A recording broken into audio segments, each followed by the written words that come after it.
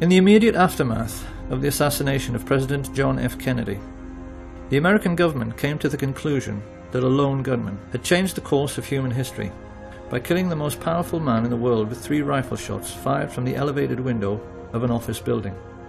And for half a century, they have stuck rigidly to this fabrication, while critics, scientists, playwrights and poets have produced books and essays and films to prove beyond any shadow of a doubt that this version of our Western history is a physical impossibility.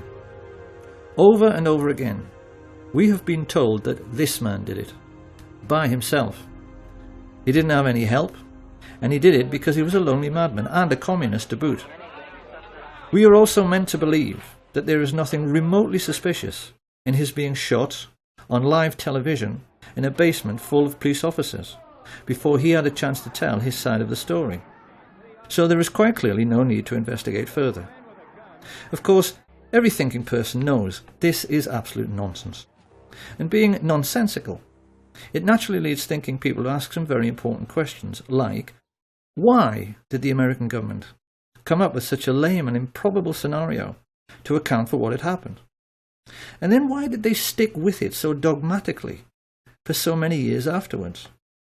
Exactly what and who are they protecting? And how can it be that even such venerable institutions as the BBC have played along with this charade in the intervening decades? We now know that there were actually 8 riflemen firing at the president on that day. We know where they were located in Dealey Plaza, and we know their names. However, those with sharp eyes will already be asking themselves why we were only showing the location of 6 assassins in this schematic. We're doing this because any casual onlooker who happened to be in Dealey Plaza at 12:29 on November 22nd, 1963 might well have caught sight of these 6. Many people did. Witnesses like Arnold Rowland, Richard Randolph Carr, Lee Bowers, Amos Hewins, Mary Morman, they all gave precise descriptions of men they observed in the windows of the book depository and on the famous grassy knoll. But none of them observed 2 of the riflemen who shot at the president. No one did. And the reason why no one did is itself the key to the mystery. A mystery which begins with a very simple question. Supposing you wanted to shoot at a man on a barren, empty street without anybody seeing you, where could you possibly hide? However, the riflemen who took part in the assassination were not as important to an understanding of what the Kennedy assassination was really all about as were a group of 20 men who had gathered together the night before at the home of Dallas oil millionaire Clint Murchison. These men were a much more important part of the story than the assassins themselves because they hired the 8 snipers and paid them. We even know how much they paid them. So who were these men? What brought them together to orchestrate such a foul and despicable deed? Why did they, and more importantly those who came after them, cover up the crime with such ruthless brutality for so long afterwards? And how can it be that these men and what they stood for has left an indelible legacy which still influences our daily lives right up to the present day? To answer these questions, we must inevitably step back into history, and most people will not like this very much because most people have very little interest in history. This, however, is going to be a history lesson quite unlike anything that anyone has ever heard. It certainly will be nothing like what we are taught in school, and yet it begins with a name which most people have heard but probably won't be able to place. The name of E.H. Harriman. Who was E.H. Harriman? Dynamite's ready, Butch. Mr. E.H. Harriman himself, he had the confidence of... Open the door or that's it! You think E.H. Harriman would get himself killed for you?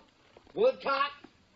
I worked for Mr. E.H. Harriman on the Union Pacific Railroad, and he entrusted me. I'm sure Americans in particular will be amused to learn that Edward Henry Harriman was actually a real historical figure. This man was one of America's first industrial giants, and like the Rockefellers in oil and the Carnegies in steel, he got his start by borrowing money from the Rothschilds, of whom we'll hear more later, to create a monopoly for his own business, which was railroads. He was the 19th century railroad king. It was a monopoly which wouldn't be allowed today, and it helped in turn to create the Rockefeller oil monopoly. Now, this gave America's first industrial giants colossal power. These were the first people in human history, we mustn't forget, whose businesses were worth more than most countries.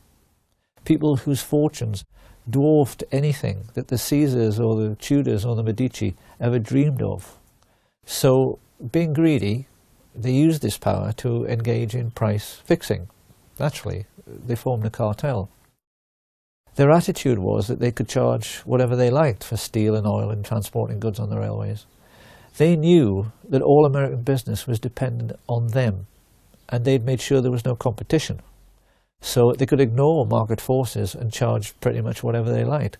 Now this naturally caused resentment, and it's very interesting that the press at that time started calling these first Illuminati bankers and industrialists robber barons. Of course, once these fortunes began to be made, others naturally tried to get in on the act. One who succeeded was J.P. Morgan, who became a private banker during this period.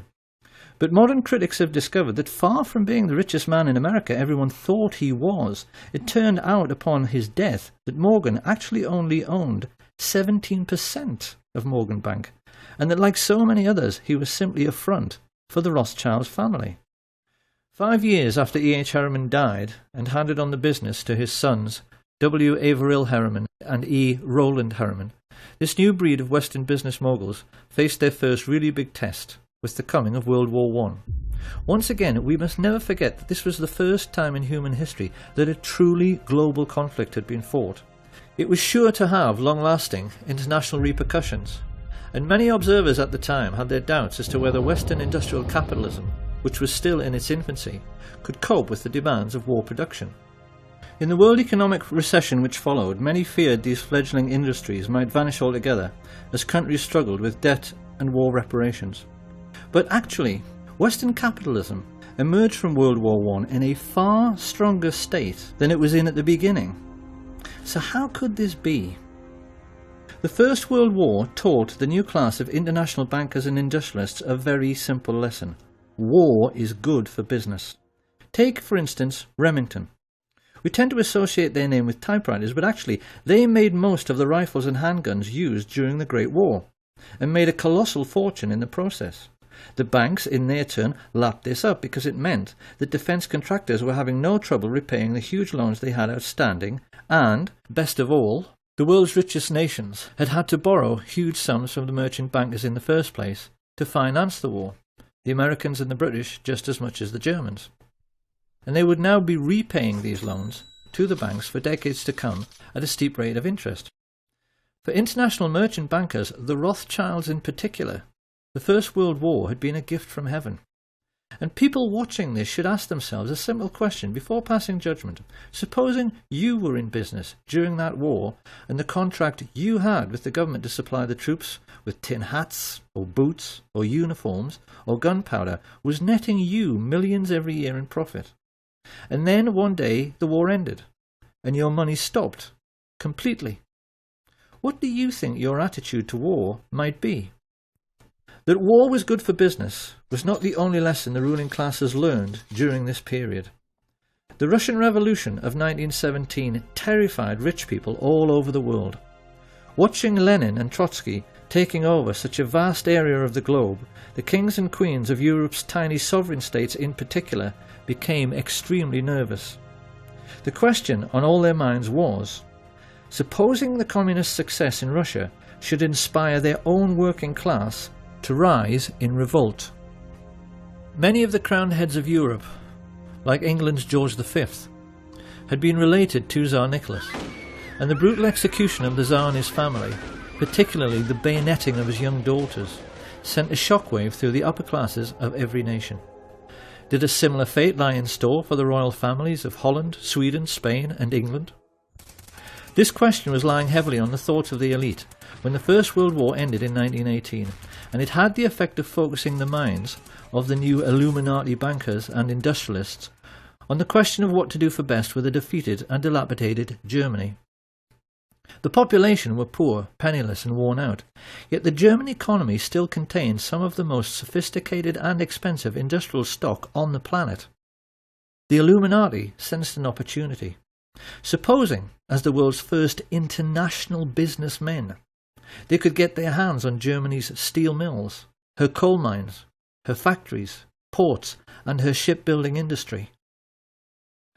Over the years, certain names have become very familiar to those who maintain an interest in the Kennedy assassination.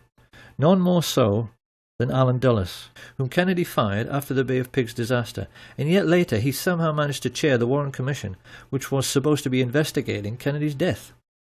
Something few people know, however, is that Dulles and his older brother John Foster Dulles wrote the Treaty of Versailles. They were both lawyers of Sullivan and Cromwell, and it was largely they who decided that the German people must pay war reparations totalling 135 billion marks.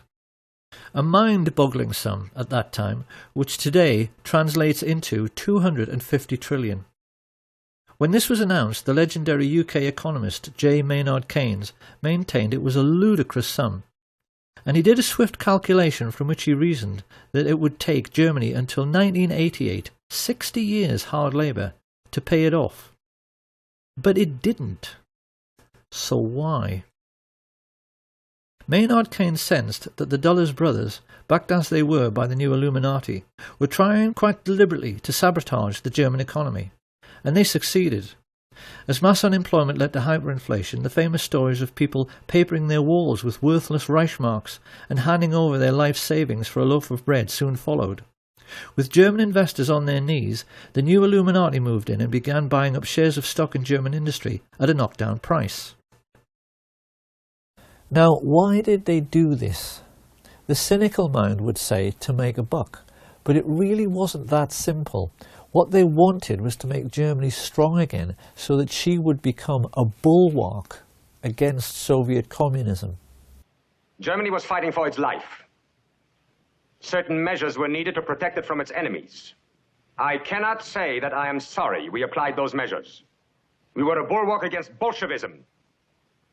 We were a pillar of Western culture. A bulwark and a pillar the West may yet wish to retain. It was around this time that the newspapers, which these same rich people owned, made sure the word Bolshi, a truncation of Bolshevik, entered the English language, so that we would associate Bolshevism with aggression. And it was with these subtle and not so subtle methods that the international elite began to shape our destiny for the remainder of the 20th century. The intellectuals of the period were furious.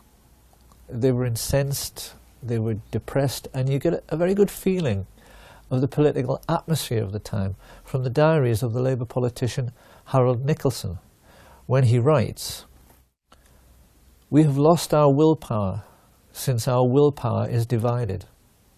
The people of the governing class think only of their own fortunes, which means hatred of the Reds. Our class interests cut across our national interests, and I go to bed in gloom." With such heavy investment coming into the country, particularly from America and Britain, Germany began to recover very rapidly. And then the new class of international financiers began searching around for a homegrown, authoritarian political movement they could support. What they needed was someone they could count on to be both aggressive and expansionist. Ultra-right-wing causes, which at normal times would have been ignored and marginalised, were suddenly given very careful consideration, until finally the rich elite found a man and an idea which they felt might deliver the political outcome they desired. Adolf Hitler and his fledgling National Socialist Party. At the same time that the world's rich elite began grooming Hitler for his starring role, they also became even more deeply involved in military intelligence. I say even more because the Dulles brothers, Averell Harriman, and the chief of Remington, Samuel Bush, a man referred to as the original Merchant of Death, had a relationship with American military intelligence stretching back into World War I. The lesson here being that the American variant of military intelligence started out with businessmen protecting their investments, just as if they were a mafia. Right from the very beginning, it had nothing to do with national security and everything to do with money. In Hitler, the Illuminati had found a ready-made stooge who could be the face of this autocratic new movement.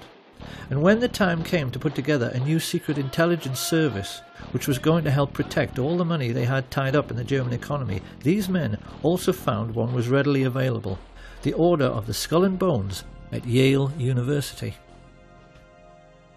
Discussion of secret societies is something of a minefield because it so easily invites ridicule. It is very difficult for the general public to accept that the super-rich leaders of their Western world can possibly be as mad and deranged as they actually are. The public, generally speaking, are sensible and level-headed people who have to balance their checkbooks, so they inevitably tend to laugh at stories about Satanists and occult believers. But if you talk to any well-informed historians, they are all aware of the important role which various secret societies have played in human history. The Black Hand always played a pivotal role in the history of the mafia. If you talk to anyone in the UK who is political and read books, they are always aware that the ruling class of Britain, including every member of the royal family, is a Freemason.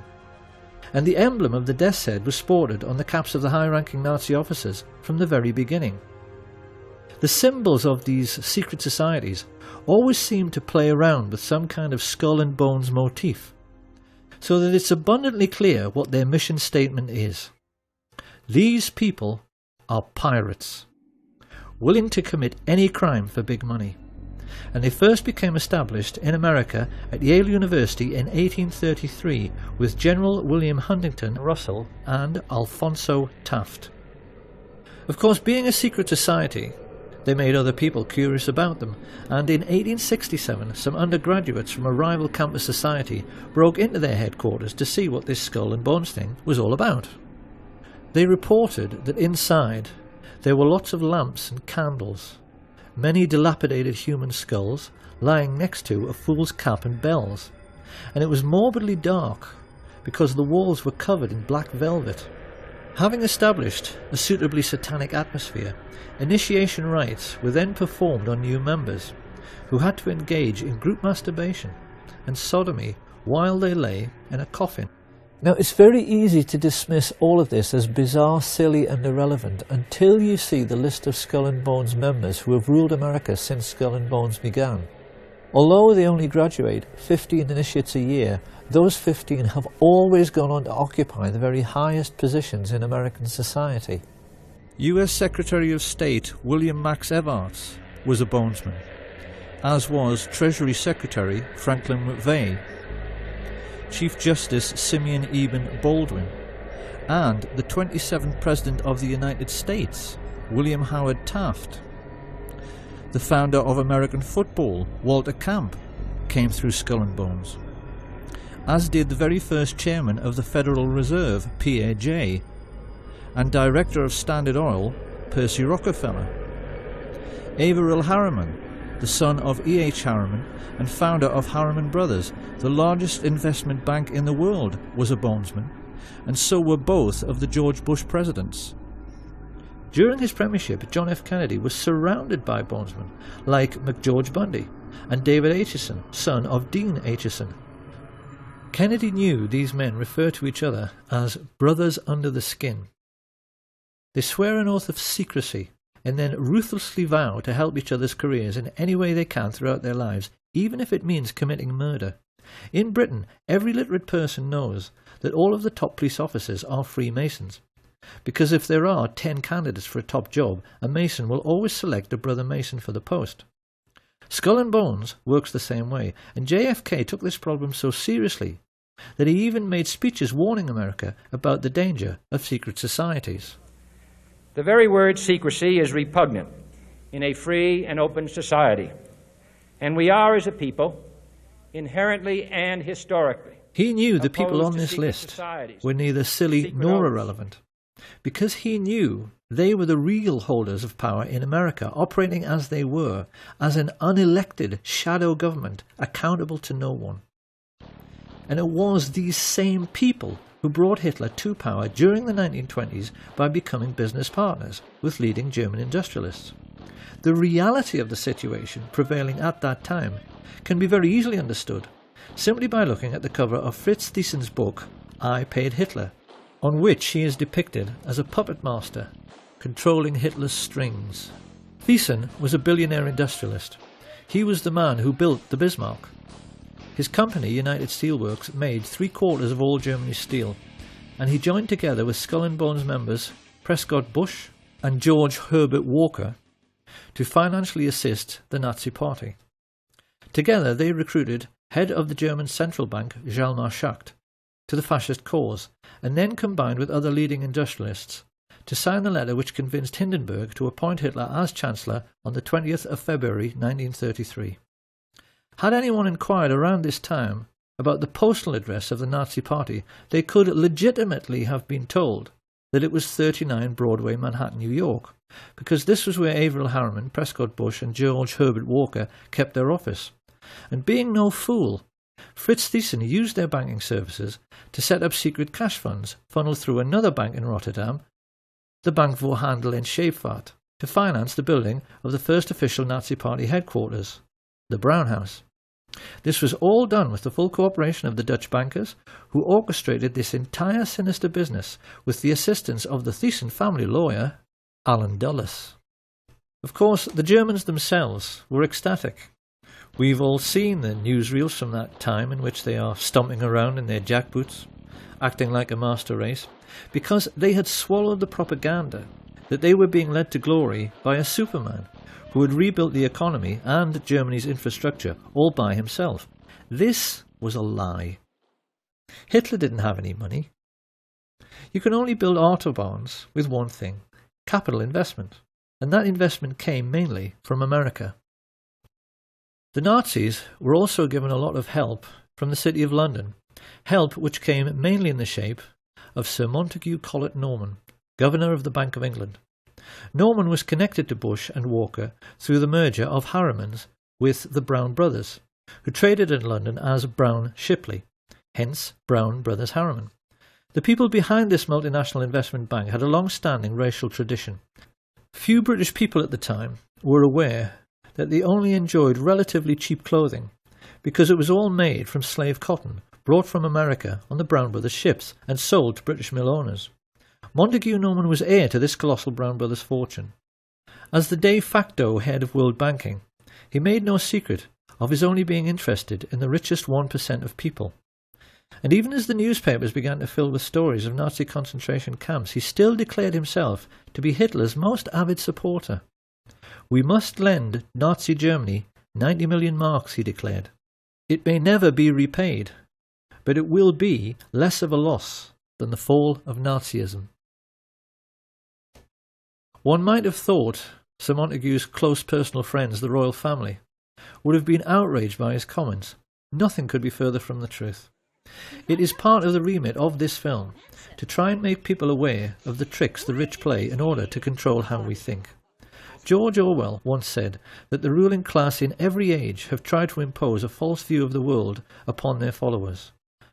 And there's no better example than the way in which the British have been duped into believing that their royal family are called Windsor and descend from English kings like Henry VIII. The British royal family are, actually, German, and their real name is Saxe-Coburg-Gotha.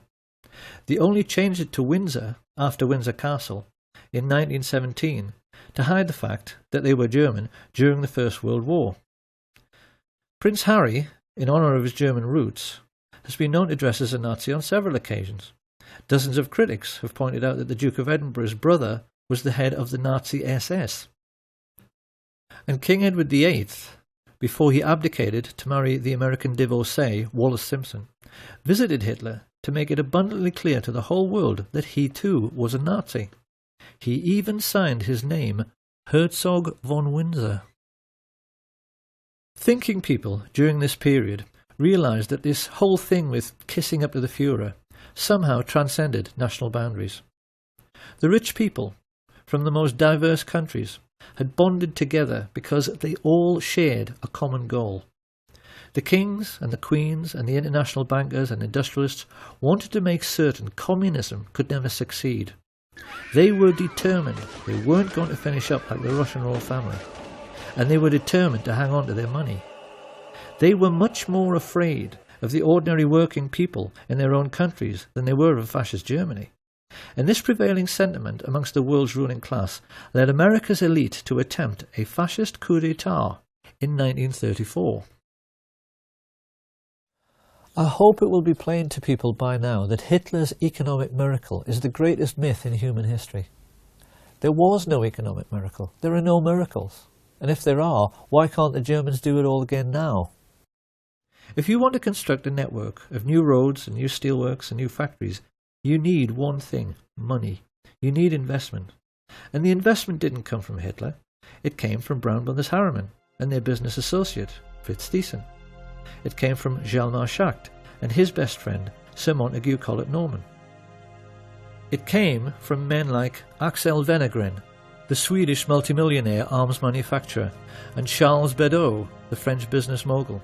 These people were all in the same bed with their Nazi friends, the Duke and Duchess of Windsor, the Dulles brothers, Prescott Sheldon Bush, and George Herbert Walker, with whom they'd created the Union Bank for laundering Nazi money.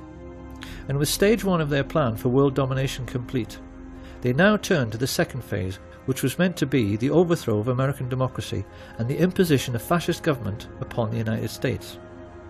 In order to pull this off, these Nazis raised money from America's richest families, many of whom, in this new consumerist society, had become household names.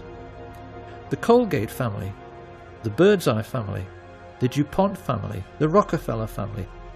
These people handed over millions to the American financiers of Hitler so they could hire, train and supply a private army which would attempt to overthrow the democratically elected government of Franklin Delano Roosevelt and impose fascist dictatorship in America. Of course, it's natural to wonder, considering they had such advantages, how on earth they failed to pull it off.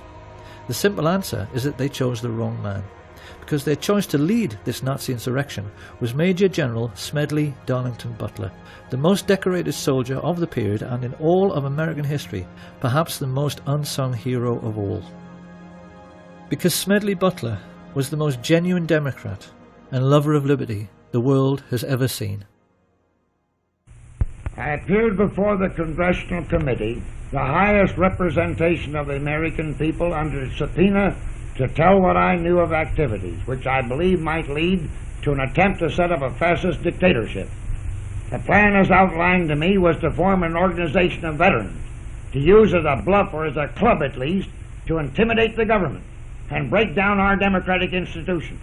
The upshot of the whole thing was that I was supposed to lead an organization of 500,000 men, which would be able to take over the functions of government. My main interest in all this is to preserve our democratic institutions. I want to retain the right to vote, the right to speak freely, and the right to write. If we maintain these basic principles, our democracy is safe. No dictatorship can exist with suffrage, freedom of speech and press. Smedley Butler tricked the plotters into thinking he was interested for just long enough until he was sure who all the major players were, and then he told the president. This put FDR in a quite impossible position. America at that time was just coming out of the Great Depression. The last thing he wanted was to cause another economic downturn, and he feared that if he scooped up all the leading bankers and captains of industry in the United States and threw them all in jail, the country just might fall apart. So what could he do? To Smedley Butler's utter incredulity, he chose in the end to do nothing. In spite of the fact that these men had committed treason and should have been hanged, their power was such that they were not even charged, let alone tried. And so great was their influence, they were able to keep America out of the war until December the 7th, 1941.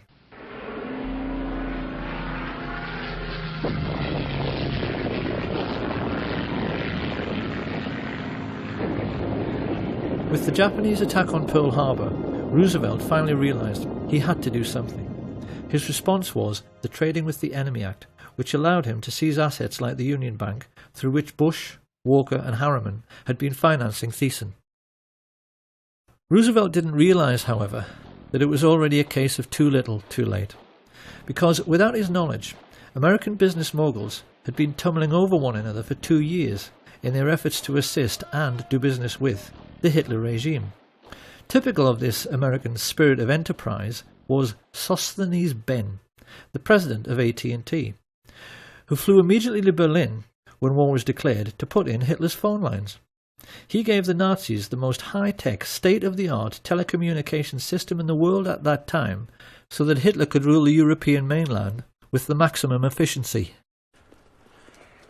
Rich men have been hiring thugs to do their dirty work, especially to frighten people, since human civilization began.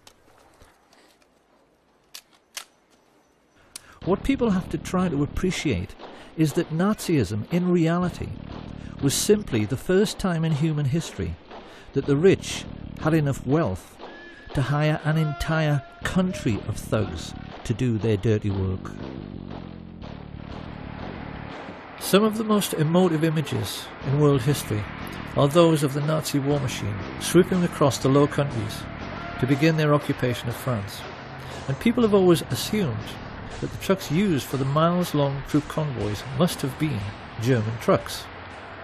But if anyone at that time had taken the trouble to lift up the cowling and look at the engine, they would have found these were actually Ford trucks, which had been built with personal permission from Henry Ford, who was sitting in his office 4,000 miles away in Dearborn, Michigan, a service for which he was given the Grand Cross of the Eagle, the highest honor the Nazis ever bestowed on a civilian.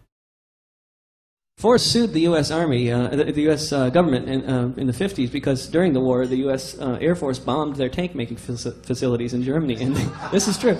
And what was it, like 52 or something? They sued the U.S. government for destroying their factories.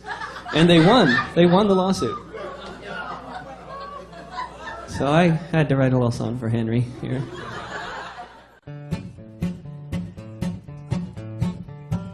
Ford built tanks for the Nazis, and the Nazis used those tanks to gun down lots of soldiers in the U.S. Army ranks. Yes, Henry Ford was a fascist, and a nasty one was he. He built tanks for anyone for the proper fee. Hitler so admired Henry Ford, he kept a life-size portrait of him on the wall next to his desk, and even his legendary Panzer tanks were tainted by these sorts of practices, because they were made by I.G. Farben, who had entered into a cartel with the Rockefellers' Standard Oil. The government in Washington knew all about this, and largely did nothing. Licensing arrangements for trading with the enemy in wartime were issued without any fuss, even to the extent that after the occupation of France, the Chase and Morgan banks in Paris simply carried on doing business as usual. The incredible truth, which the rich elite have managed to hide from the world for 70 years through their control over school books and our education system, is that the Nazi war machine was actually an American business. And for the Rockefellers, DuPonts, Harrimans, Walkers and Bushes in particular, it was a highly lucrative business. For their part, Coca-Cola's contribution to the war effort was to sell billions of soft drinks to the thirsty Nazis, while they were strafing and bombing Allied soldiers, particularly in very hot regions. In the desert, where refrigerators tend to be scarce, there were even stories of Messerschmitt pilots wrapping wet towels around bottles of Coke, tying them to their aircraft, then flying up to altitude, where the cold and the wind chill turned the wet towel into a solid block of ice. They would then dive down, crack open the towel, and enjoy an ice-cold Coke in the desert. If they had wanted to, the Western multinationals could have grounded the Luftwaffe and stopped the war at any time, because the German aircraft were totally dependent on imported supplies of tetraethyl lead, an additive which prevents knocking in aero engines. But Standard Oil kept the supply of this vital resource going through neutral Switzerland for the entire war. And any Dutch people who might be wondering at this point what kind of percentage the Swiss took from this little arrangement, they need to be aware that thanks to Prince Bernhard von Lippe of the Netherlands, the father of the recently retired Queen Beatrix and prominent member of the Nazi Party, Royal Dutch Shell gave Hitler millions of tons of crude oil for nothing. The Dutch royal family actually fueled the invasion force which annexed Holland and were instrumental in helping the Nazis to rape their own country. But most shocking of all is the truth of what really happened in the little Polish town of Oświęcim. This sleepy little hamlet just happened to be in an extremely mineral-rich region, particularly for coal, which Western industrialists had wanted to get their hands on for years. With the coming of the Hitler regime and the invasion of Poland, the fascist financiers had the bright idea of turning this conquered region into an investor's paradise by building a Nazi concentration camp near the town and utilising the slave labour available to drastically reduce their own production costs. Few people are aware of the gigantic scale of the Nazi concentration camp network and are blissfully unaware that the real purpose behind their construction was to make a profit for the rich, which is why they stole all the gold watches, gold wedding rings and gold teeth fillings and melted them down into gold ingots. To this day, there are bars of gold lying in the vaults of the Bank of England, which have the Nazi swastika stamped on them. Gold stolen from Jewish corpses. It shouldn't come as any great surprise that George Herbert Walker's family were slave owners on the cotton plantations of 1930s America. Walker was used to organising slave labour. So while his business associate, Averell Harriman, was paying for Hitler's 500,000 SS troops and supplying them all with brand new Thompson submachine guns, because he did, Walker took over the management of this new Polish concentration camp. And when his Nazi friends started complaining that they couldn't pronounce the name Oświęcim any better than I can, they all got together and decided they had better Germanize the name into something which sat more comfortably on Nazi tongues. It was in this way that the world first heard of Auschwitz. Because the truth about Auschwitz and the entire Nazi war machine is that they were essentially no different to McDonald's. They were American business enterprises abroad, businesses which the richest European families invested in, and businesses which, because of slave labour, made obscene profits, which Prescott Sheldon Bush took and placed in a blind trust, which later financed a Bush political dynasty which produced two presidents of the United States, his son, George Herbert Walker Bush, and his grandson, George Walker Bush. This picture of the railway leading into Auschwitz has, since World War II, become the iconic image of the Holocaust. To us it now represents something like the gate to hell. But how differently, one wonders, would we have looked at this image all of our lives if we had always known that this railway line was an American railway line laid by the Harriman brothers on behalf of Uncle Sam. The Standard Oil IG Farben cartel even made the Zyklon B gas for the Jewish Holocaust. Now, anyone who at this point is thinking that all this simply cannot be true, because if it was, someone would have sued, well, someone did. This information came into the public domain because of a Dutch intelligence agent who was so disgusted when he found all of this out, he leaked it to the press, as a result of which two very senior Jewish gentlemen, Kurt Julius Goldstein and Peter Gingold, filed suit against the American government. Of course, the more discriminating among us will now be asking how it can be that this story went completely unreported in the mainstream media. One might just as well ask why the Times in London was writing favourable stories about the Nazi concentration camps throughout the 1930s, and why Lord Rothermere was still referring to Hitler as a great gentleman as late as 1940. You really would think by now that people would have realised that it isn't so much the bias in the media which really matters, it's the things they know about, but never tell you, that really matter. Because the truth is that the press knew exactly what was going on in the concentration camps all through the war. They never said a word about it, because they knew who was making money from the slave labour. Now, it's very easy to imagine what the response of a conservative politician, American or British, would be to all of this. If all of this is true, he's bound to ask why nobody said a word about American industrialists building Hitler's war machine at the Nuremberg trials. How come it never got mentioned? Where's the responsibility of the Vatican, who signed in 1933 the Concordat with Hitler? giving him his first tremendous prestige. Are we now to find the Vatican guilty? Where's the responsibility of the world leader Winston Churchill, who said in an open letter to the London Times in 1938, 1938, Your Honor, were England to suffer national disaster, I should pray to God to send a man of the strength of mind and will of an Adolf Hitler. Are we now to find Winston Churchill guilty?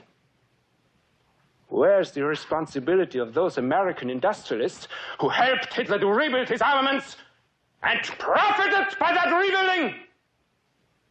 Are we now to find the American industrialists guilty? No, Your Honor, no. Germany alone is not guilty. The whole world is as responsible for Hitler as Germany. It is an easy thing to condemn one man in the dark. It is easy to condemn the German people, to speak of the basic flaw in the German character that allowed Hitler to rise to power. But at the same time, comfortably ignore the basic flaw of character that made the Russians sign pacts with him. Winston Churchill praise him. American industrialists profit by him. American industrialists profit by him. Profit by him. Profit by him. Profit by him. Profit by him. Profit by him. Profit by him. Profit by him. In school, we are taught that the Allies defeated Nazi Germany in World War II. This is not true. The Nazis won the war. Because the real Nazis, the rich, played on both sides. That's what a rich businessman does. He arranges things so that he is well thought of by both sides, so then whoever wins, he wins, and his money is safe. Now, a lot of people will still think it is simply ludicrous to suggest the Second World War was a phony war. They are bound to say that no one who was there at the time thought it was a phony war. Really? A new baby, 200 gross of buckles, unlimited petrol, and all the whiskey you want. You're sitting pretty, aren't you, Holden? Yes, it is a lovely war. Well, wouldn't you if you were in my place? Wouldn't everybody? Doesn't everybody? The war's a blasted phony anyway. I'm a bit tired of that. Tired of what? This phony war business. Well, isn't it? No, it's not. I've just come out of hospital after 10 days in an open boat off the Faroes, and I'm sick and tired of blokes like you with soft jobs ashore. Come outside. Now, don't be silly. I've lost 2 fingers off that hand, but I'm going to take you outside and knock your block off with my right. Ah, take it easy. There's no need for that. I'm sorry, I apologize. I'll come outside if you insist. That won't do any good. It's not his fault. It's the fault of all of us. You make me sick. All of you. It may be a phony war to you, but it's not to all the boys at sea. It never has been.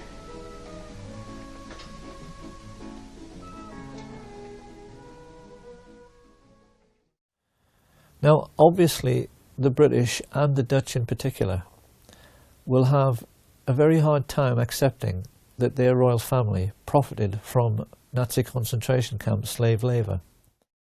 But if you go online, there is so much about this on the internet now. It's become plain that historians are more and more proving that those days were really all about the Western world's rich coming together to fund a Nazi war machine which was meant to protect them from the Soviets. The Duke of Edinburgh practically admitted this when he said, "In those days we were anti-communist because the Russians killed half my bloody family." And when this cabal of secret Nazis got together to discuss how they were going to pay for this Nazi war machine, because rich people never accept a loss, they hired a psychopath, Hitler, who they knew would go along with their building concentration camps so that slave labour would pay for all the planes and the tanks and the guns. And you can see in the more intelligent movies from that period, like Hitchcock's Saboteur, that the artists and writers of that time knew the rich were fascist and completely understood what they were really up to. Why is it that you sneer every time you refer to this country? You've done pretty well here. I don't get it. No, you wouldn't. You're one of the ardent believers, a good American. Oh, there are millions like you. People that plod along without asking questions. I hate to use the word stupid, but it seems to be the only one that applies. the great masses, the moron millions. Well, there are a few of us who are unwilling to just troop along. A few of us who are clever enough to see that there's much more to be done than just live small, complacent lives. A few of us in America who desire a more profitable type of government. When you think about it, Mr. Kane, the competence of totalitarian nations is much higher than ours. They get things done. Yeah, they get things done. They bomb cities, sink ships, torture and murder so you and your friends can eat off of gold plate.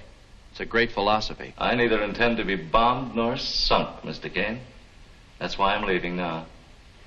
And if things don't go right for you, if we should win, then I'll come back.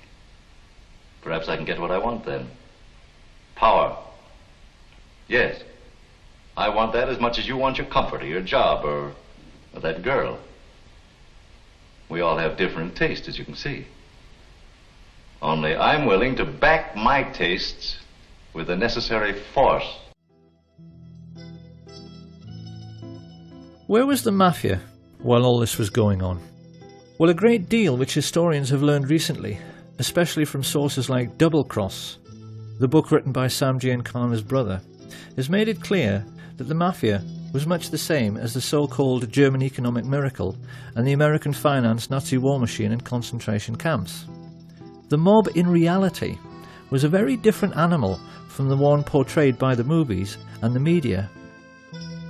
American feature films have tended to focus on the exploits of gangsters like Richard Kane, the famous crime-busting Chicago cop who was planted in the police force to be a spy for Giancana, and hoods like Charles Nicoletti and Milwaukee Phil Aldericio, two of his favourite hitmen, who built their own hitmobile so they could shoot people from the back of a moving car. Amongst many other atrocities this pair committed was one in which they forced the head of Billy McCarthy into a vice and squeezed until his eyeball popped out, an incident which a certain American film director felt was so entertaining he included it in one of his movies. What most people have failed to realise, however, is that in most cases the mafia chieftains who actually ran organised crime did not approve, generally speaking, of these acts of gross brutality. Not that they gave a damn about morals, but the cleverest amongst them, like Paul the waiter Rika, realised that sensationalised events like the St. Valentine's Day massacre produced public outrage and a crackdown on their illegal activities. Rika realised that the effectiveness of mobsters like Diamond Joe Esposito came from keeping a low profile. And it was the mafia bosses who learned this lesson best, Santos Trafficante and Sam Giancana in particular, who in later years became the most successful. Even today, few Americans appreciate the extent to which their country was being controlled by organised crime in the 1930s. The mob were in total control of Hollywood, because all the union labour needed to make films, carpenters, set construction, catering, they were all under the control of the mob. In particular, the control of the Teamsters Union, the drivers and haulage people who made essential deliveries to absolutely everyone, meant that virtually all American business was caught in the web of mafia racketeering. Studio bosses like Harry Cohn, Louis B. Mayer, and the Warner Brothers knew they had to play along to get anything done at all. The big studio heads, like all rich businessmen, found they were forced to become friends with mafia dons. And the individual who exploited this situation most effectively was a gangster few people have ever heard of, Murray the Camel Humphreys. Generally speaking, the ethnically Italian gangsters of this period were coarse, brutal, and most importantly, ignorant men. They had no education. They couldn't hold an intelligent conversation because they'd spent no time in school. Don Corleone, I am honored and grateful that you have invited me to your daughter's wedding.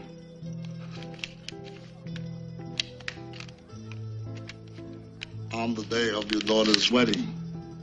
This made doing business with refined and sophisticated entrepreneurs difficult, not to say embarrassing. And Sam Giancana was quick to spot this. So whenever a business deal needed to be made by someone with style and sophistication, he would send along his silver-tongued Welshman, Murray the Camel, so called because he was known for being sartorial and for cutting a dash in expensive camel hair coats. Humphreys became a crucial figure during the pre-war period because his contact with the luminaries of Hollywood meant he received invitations from senior politicians who wanted to rub shoulders with stars like Clark Gable, George Raft, Cary Grant, Gary Cooper, Marilyn Monroe and Frank Sinatra, all of whom were mafia-controlled and used by the mob as bagmen, moving colossal sums of money around the country, because Giancana cynically realized the authorities were too starstruck to ever check their luggage. He even used a priest for the same purpose, who he referred to as Father Cash. And just as the priest was happy to take his percentage, so the politicians, who Giancana always maintained were the easiest to corrupt, were happy to do the same. In Esposito's time, he had boasted of buying votes for Calvin Coolidge. By the time of World War II, Sam Giancana was boasting to his younger brother, "We own the White House."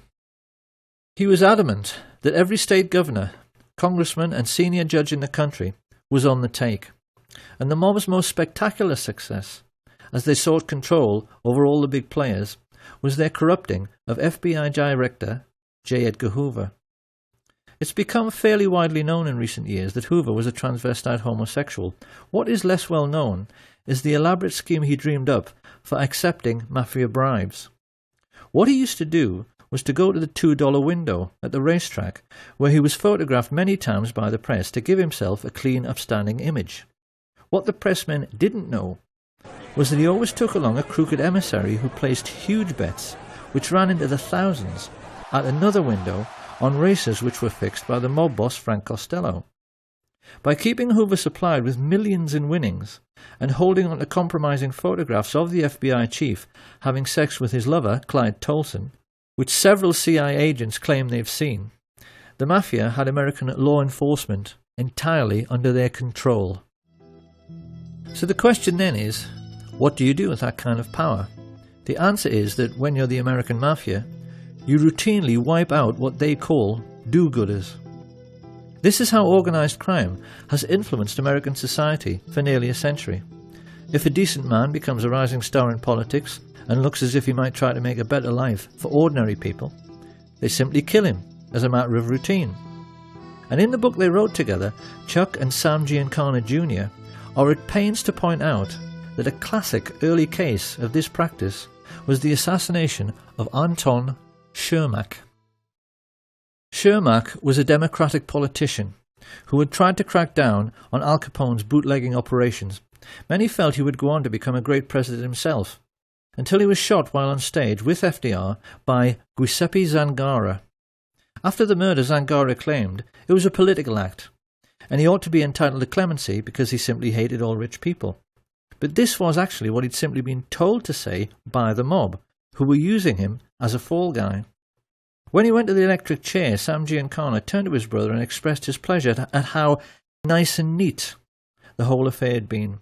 And he further explained that choosing a patsy to wipe out a politician who was a do-gooder was something the Italian mafia had been doing forever. It was a practice as old as the Sicilian hills, and he was amazed at how the mafia kept getting away with it, because you really would think people would catch on. This was 1935. You have a decent chief executive murdered in broad daylight, shot by a patsy, who was later killed himself by the authorities. Does this sound familiar?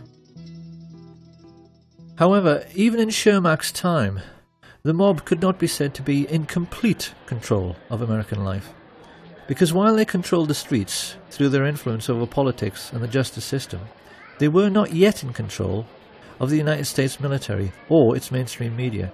Tragically, this all started to change with a series of events which began with the scuttling of the SS Normandie by a Manhattan-based Nazi agent. This was February the 9th, 1942. And having just joined the war, the United States was trying to keep its allies supplied with vital war material, using convoys which were loaded on the waterfront and sailed almost every day out of New York Harbor. As everyone knows, many fell prey to the wolf packs of German U-boats, and the Normandy had been designed for much greater speed specifically so that she could outrun them. When she fell to sabotage, it was a colossal blow to the Allied war effort, and in response a naval intelligence officer, Anthony Marslow, decided to enlist the help of the New York mafia because he knew they were in control of all commercial activity on the docks. The subterfuge by foreign intelligence agents ceased, but the price America paid was calamitous, because getting the mafia's help meant getting permission from the boss of bosses, Lucky Lucanio. It is one of history's great ironies that the United States government went crawling to the mafia for help at a moment when the mob themselves had just been severely weakened and could have been crushed altogether by an administration with enough political will. The notorious Lucanio had just started a 40-year prison sentence in Great Meadow Penitentiary, and most of his Sicilian gangsters back home were already behind bars, having been caught up in Mussolini's mafia purge. Being himself Italian, Mussolini knew there was only one way to deal with the mafia, and when he came to power, he ordered his iron prefect, Cesare More, to simply lock up all the mafia families in Sicily, which wasn't exactly difficult because everybody knew who they were. Of course, after the Allied invasion of Sicily, Marslow then compounded his error by choosing Sicilian Americans like New York Mayor Charles Paletti and OSS officer Joseph Russo, whose father was born in Corleone, to head AMGOT, the Allied military government, whose job it was to restore community cohesion on the island. And of course, their way of doing this was not only to let all the mafiosi out of jail, they even made known mob bosses like Genco Russo and Don Calogero Vizzini into the heads of local government and gave them full civilian and military power over the island. So this was the accident of history through which the mafia began its relationship with American military intelligence. It was a catastrophe for Italy, which has been ruled over by organised crime ever since. It was a catastrophe for Sicily, which suffered a brutal murder every 3 days in the post-war period, and it was a catastrophe for America, which saw many once vibrant communities, particularly in New Jersey, have the heart ripped out of them by mafia extortion and drug dealing. Lucky Luciano was deported after being released from jail, and having found a kindred spirit in another secret organisation, the newly created Central Intelligence Agency, he was then able to combine the activities of organised crime, particularly international drug running, with smuggling of American-made weapons. This unholy alliance gave the world its first ever pirates who flew aeroplanes. That's what these people became. Pirates with aeroplanes. The CIA became the world's primary import-exporter of narcotics and used the colossal profits to fuel wars around the world, thereby enabling their friends in the military-industrial complex to sell yet more weapons. Under the disguise of liberal democracy, these men, who had financed Hitler, became the enemies of liberty and democracy on a planet-wide basis. And as if to underline their Nazi credentials, they also hired all of the former German Nazi intelligence officers, like Reinhard Gehlen, who were out of a job at the end of the war, and brought them into the fold at the beginning of the Cold War, even though they were perfectly well aware that these men had committed genocide and should have been prosecuted as war criminals. Their attitude, quite clearly, was that as they had paid for Nazi Germany, they were entitled to pick over its carcass in any way they chose.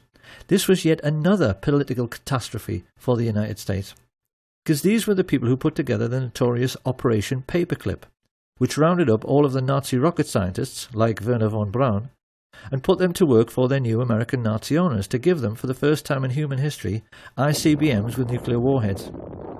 They became the first men ever to have the power to destroy the whole world at the touch of a button, and it was clear to many observers at the time that it all rather went to their heads. I can no longer sit back and allow communist infiltration, communist indoctrination, communist subversion, and the international communist conspiracy to sap and impurify all of our precious bodily fluids. They saw themselves as giants, who were looking down and laughing upon this planet of tiny fools who were stupid enough to go on and on killing each other while they sold arms to both sides throughout the Second World War. Focke-Wulf aeroplanes, which bombed American soldiers, were manufactured by IT&T. Allied sailors were drowning in a freezing North Atlantic because their convoys were sunk by guns of Nazi battleships, which swiveled on American-made ball bearings. American soldiers were crushed under the wheels of tanks and trucks made by Henry Ford and John Rockefeller, and gassed to death by the same people. Sam Giancana took the trouble to explain how this cynical process worked by composing just one terse, simple sentence, which his brother wrote down for posterity. "People give their lives," he said, "just so a few fat cats can make a killing." And this was precisely what Smedley Butler had tried to explain to the world with his book, War is Just a Racket. At the war's end, the rich elite found fortune continuing to smile on them. Firstly, they were able to control the utter farce of the Nuremberg trials, which should have hanged every single American merchant banker and leading industrialist. As it was, their contribution to World War II remained hidden from public scrutiny, and they were even allowed to gerrymander light sentences for their German Nazi friends, like Hjalmar Schacht, who got off with just a few years and later retired as a billionaire. But best of all was that the one man who might have been a check to their power passed away as soon as the war was over. And with President Roosevelt gone, and their first Nazi glove puppet Hitler also deceased, it became necessary for Prescott Bush to find another young politician to sponsor. In true American fashion, he decided to advertise. He placed an ad in the LA Times which candidly explained that a group of rich businessmen was seeking a young, ambitious, immoral and most definitely malleable politician who might one day run for president.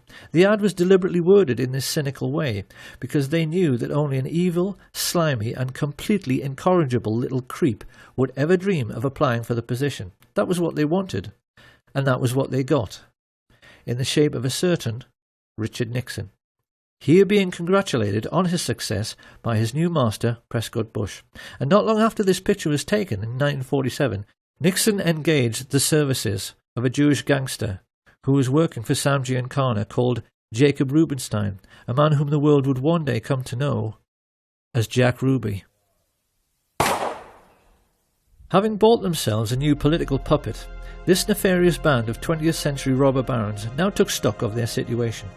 The Hitler Project, as this rich elite called it, could hardly have turned out very much better. Their businesses had made colossal profits. Prescott had got his Union Bank back. The communist menace they so wanted to contain had almost sunk back in the Middle Ages with the ravages of war. And best of all was that they had now achieved the very world domination which Hitler had dreamed about. They knew that in this new age of modern telecommunications and high-speed jet travel, they had become the first group of robber barons in human history to dominate the entire globe, because they realized there was now absolutely no one left who could stop them from doing whatever they wanted to do next. However, they also realized that bombed out and dilapidated Europe would not be able to bear another war for many decades. This was why they now decided that their obscene business profits could only keep coming in if they moved their game of phony war into the Third World.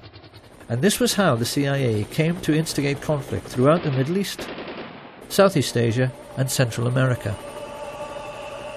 Chuck Giancana well remembers a conversation which he had with his mafia boss brother Sam during this period, in which he questioned him with genuine anxiety about the communist menace spreading throughout the world. The TV news was painting a sinister picture of a Soviet enemy with millions of fifth columnists, which was intent upon taking over the entire planet. Hadn't he heard of the domino theory, and wasn't he worried about it?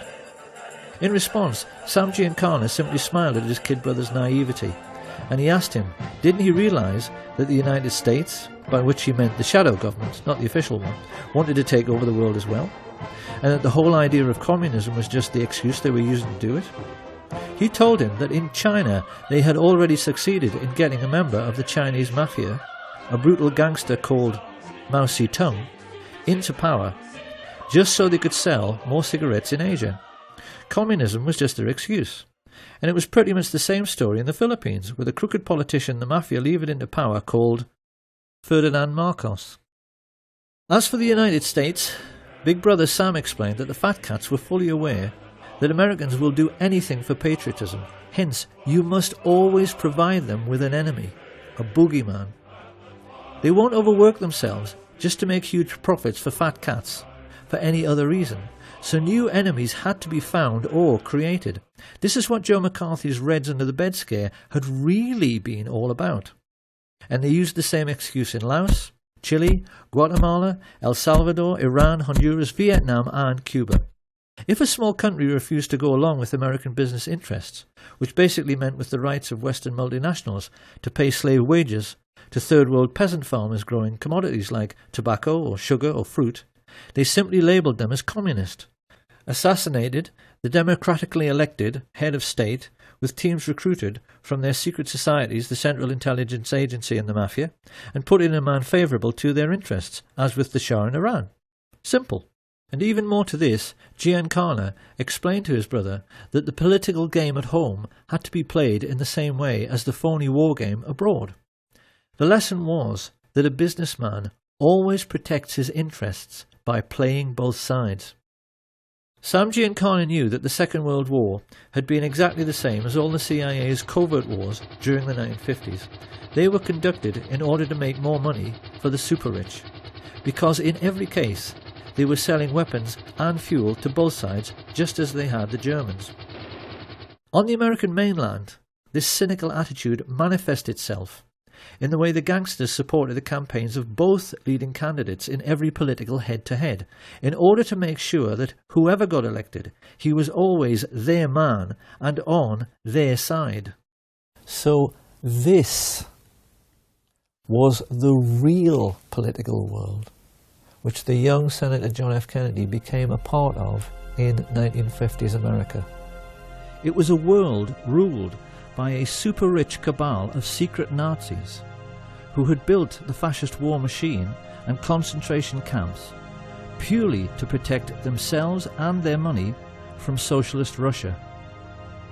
Having avoided prosecution for the greatest crime in human history, they were confident that they could kill anyone and get away with it, particularly if it was someone who might interfere with their power to instigate phony wars in order to make huge fortunes by lending money and selling weapons to both sides.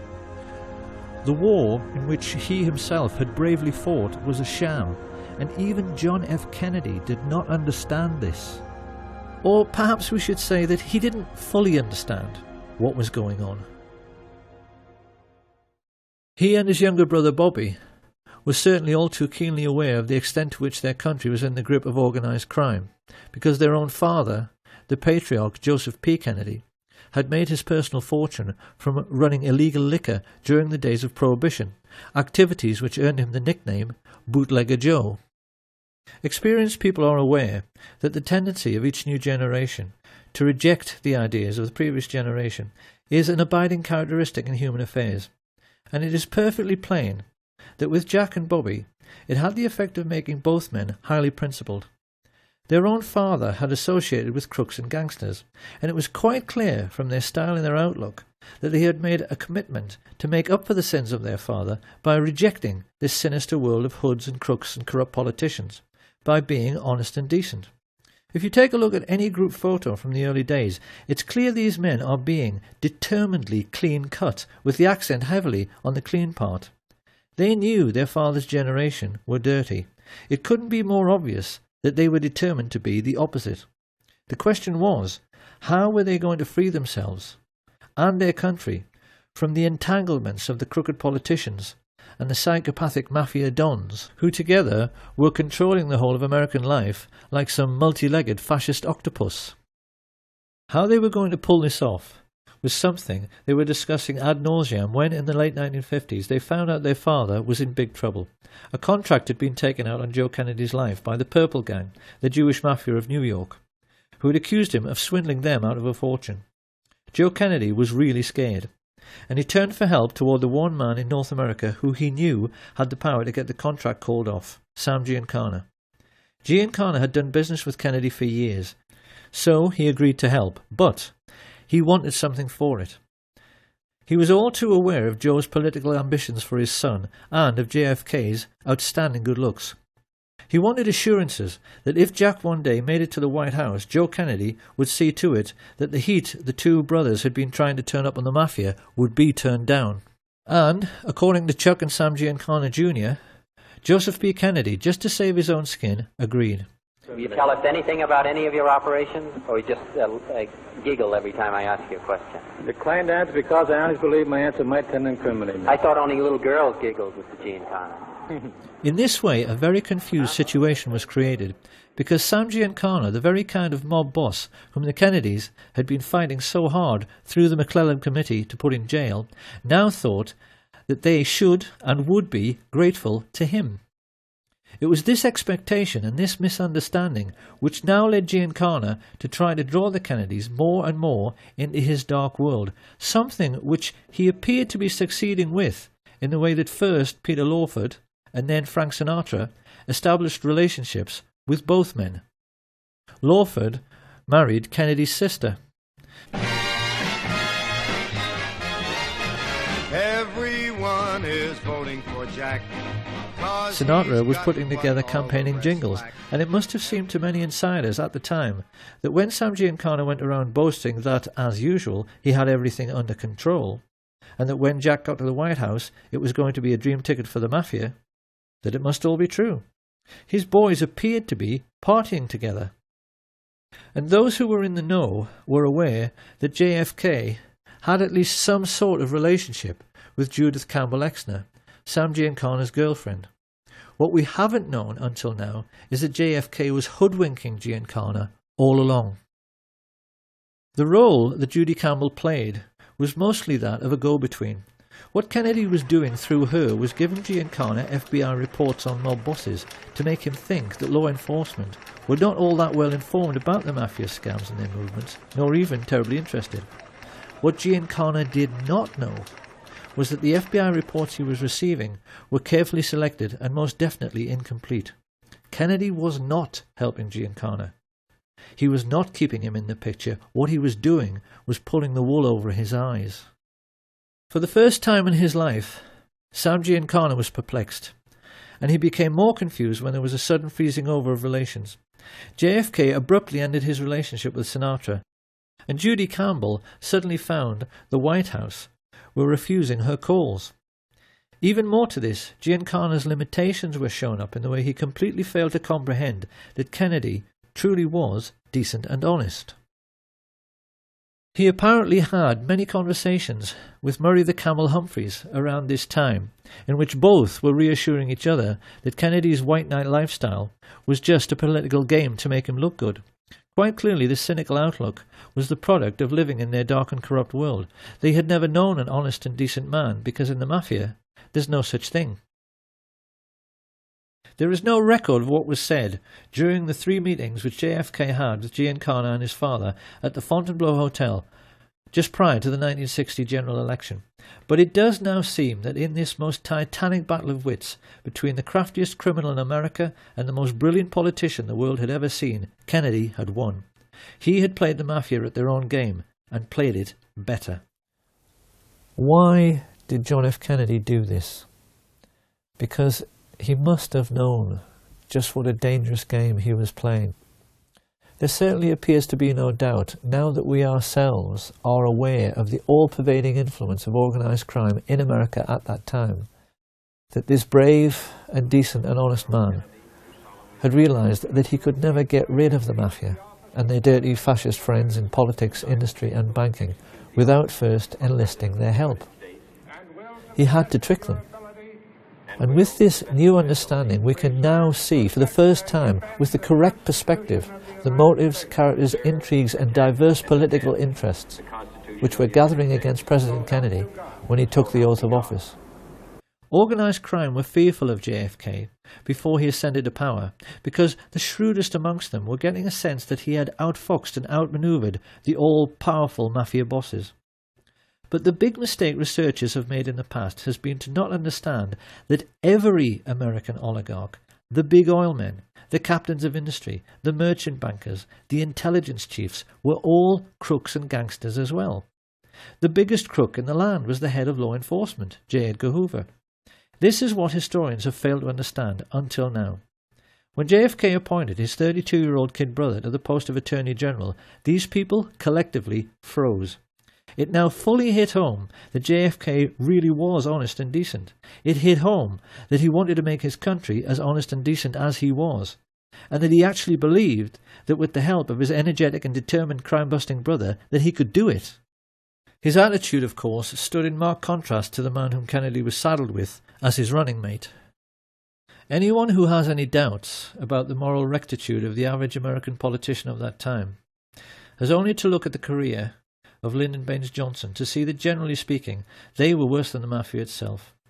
From his involvement with the Box 13 scandal and through all of his dealings with his crooked Texan business associate Billy Solestes, LBJ proved again and again that he was every bit as unscrupulous as any mob boss and willing to do absolutely anything for power. This was a man who'd had his own sister, Josepha, murdered by his personal hitman, a highly intelligent and psychopathic killer named Malcolm Wallace, who later shot dead the golf professional John Douglas Kinzer. When this case came to court, it revealed to the American public how totally corrupt the justice system had become, because LBJ was able to get Wallace off with a 5-year suspended sentence. Found guilty of murder 1, he walked free that very day. This was the sort of corruption which was running rife through the American political system when Fidel Castro overthrew the right-wing government of Fulgencio Batista in 1959. Few people are aware that by this advanced stage in their relationship, the CIA and the Mafia were together employing the Giancana tactic of supporting both sides in a war. For many years beforehand, they had been supporting Castro, and not just the Batista regime, as many think, by smuggling in both arms and mercenaries to aid the peasant farmers. One of these mercenaries, an Italian-American called Frank Fiorini, later came to play a pivotal role both in the assassination and subsequent cover-up under his assumed name Frank Sturgis. Sturgis and Castro were photographed together many times during the Cuban Revolution. But after Castro enlisted the help of the Russian Soviets, Sturgis turned against him. Like many in the CIA Mafia network, he felt double-crossed when Castro closed the island's casinos and nationalized all Cuban business. He therefore joined forces with men like Bernard Barker, Batista's former secret police chief, and other Cuban expats who had fled en masse to Miami, Florida, and who now sat together on the American mainland as a very disgruntled and highly politicized splinter group. Of course, to the American Nazis who had bankrolled Hitler, this was intolerable. It was a commercial disaster. Coca-Cola had made millions in easy profits using dirt-cheap Cuban sugar grown by dirt-poor Cuban peasants. They were now being told by an upstart third-world dictator that they would have to pay for sugar at the normal market rate, and the Mafia were losing millions every single day from the loss of illegal gambling. America's Nazi shadow government therefore decided that someone was going to have to mould this loosely knit group of disgruntled anti-Castro Cubans into a crack invasion force to retake the island. Having put their heads together, Dulles and Harriman and Richard Bissell decided this would be an excellent job for Prescott's eldest son, George Herbert Walker Bush, a chance for him to prove himself, along with one of his Texas oil business associates, Jack Alston Crichton. Together, these two recruited and trained the Cubans for several terrorist groups known as Operation 40, Alpha 66, ZR Rifle, and Operation Mongoose. Renegade bands of merciless assassins who would kill Castro and who could later be counted on to eliminate any other third world leaders who dared to interfere with American commercial interests. It was this diverse and unsavory stream of political intrigue which produced President Kennedy's first great political crisis, the Bay of Pigs, in 1962. By this time, JFK was well aware that the CIA was something much more like a private firm or a family. He wasn't surprised when they invaded Cuba without his permission, because he knew they were totally out of control. His antipathy led him to cancel the promised air support, and inevitably the invasion failed. The anti-Castro Cubans were mostly captured, and Kennedy then tried to add insult to injury by ordering J. Edgar Hoover's FBI to close down the camps where the Cubans were trained. He even allowed Khrushchev, the Soviet leader, to inspect the camps to see they were closed, so this could never happen again. Having only just escaped with his life at the Bay of Pigs, it was pretty clear that Frank Sturgis was more than a little annoyed. He was scared because Khrushchev says, don't do this or we're going to do that. You know, so he didn't do it, and he deserted the Bay of Pigs. I was involved in the Bay of Pigs. You got a lot of people, friends of mine, that were killed in the Bay of Pigs. And I resent that. Don't play political games with me. I'm a military man. I'm a soldier. I go fight. But damn it, if I risk my ass out there and I'm getting shot at, I don't want some stupid-ass politician to go ahead and make deals behind my back where my people, or maybe myself, are going to get killed. I don't like that. This, then, is how the stage was set for the Kennedy assassination. And when one remembers the colossal number of ruthless and hideously brutal men who had created this situation, it's perhaps a little ironic that a peripheral figure in the cast of characters who actually put the plot together was an attractive young woman. 19-year-old Marita Loren's love affair with Fidel Castro and her subsequent recruitment as a CIA assassin by Frank Sturgis to kill him is a very well-known story because it was made into a feature film. In spite of her failure to kill the Cuban leader, Lorenz continued to associate with the assassination squads trained by the CIA, and it was largely her testimony in the Spotlight magazine trial after a skillful cross-examination by Mark Lane, which gave us a window through which we can now see who really participated in the Kennedy assassination and who was really behind it all. First of all, after the Bay of Pigs invasion, Kennedy had fired Allen Dulles, Richard Bissell, and General Charles Cable for essentially using the CIA as their personal hitmen, after he found out that Robert Mayhew had sought Sam Giancana's permission to talk to his underboss, Johnny Roselli, about the possibility of a hit on Fidel Castro. Here you have a government agency, funded by the American taxpayer, associating with the very organised crime racketeers JFK was trying to put in jail, for the purpose of carrying out political murders. The president was incensed. Historians have never been surprised that he vowed to smash the CIA into 1,000 pieces. It hardly takes a genius to see why the CIA wanted to kill him. What is more, Jack Alston Crichton and the lifelong friends of Allen Dulles, the Bush family, had just recently purchased exclusive access to 15 million acres of Cuba, almost half the entire island, in order to drill for oil. When he came to power, Castro reduced this to a mere 20,000 acres, a colossal investment which now failed and which led to Crichton's CVOVT Oil Exploration Company being delisted from the stock exchange at a loss of $30 million.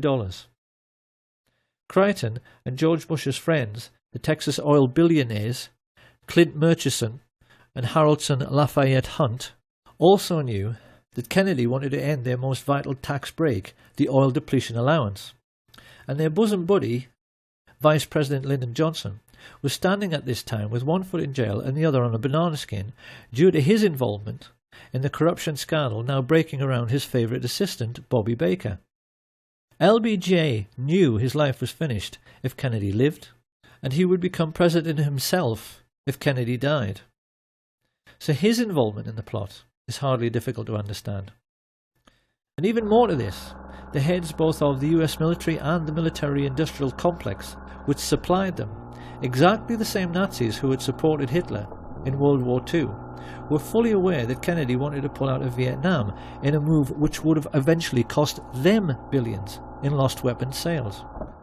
This circle of thugs and pirates was completed by LBJ's next-door neighbour, J. Edgar Hoover, who had himself invested millions in Clint Murchison's oil business, just like his mafia associate, Vito Genovese. Stepping back to look upon this rogues gallery, it really is remarkable how Kennedy had managed to make an enemy out of every single dirty hood, every corrupt politician, and every single Nazi businessman living in the country at that time. It is highly misleading even to see these groups as separate, because the truth is that they were all brutal fascists, who saw nothing wrong in killing to get their own way. The question now was, how were they going to get him? Because we must never forget that generals, admirals, mafia dons, intelligence chiefs, corrupt politicians and oil billionaires are only people.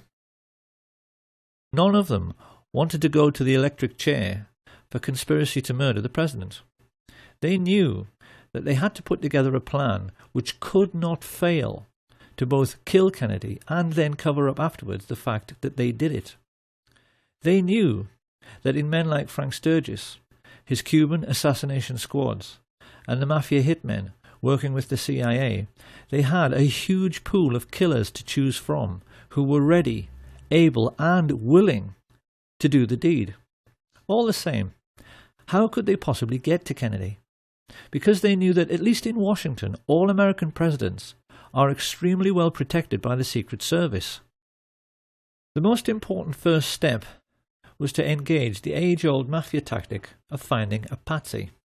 To this end, they turned to George de Mohrenschildt, a very sophisticated exiled Russian count and CIA agent, who was close friends in the oil business with George Bush and the Texas oil men. They were aware that they needed someone like Giuseppe Zangara, who appeared to be a low-life, discontented misfit.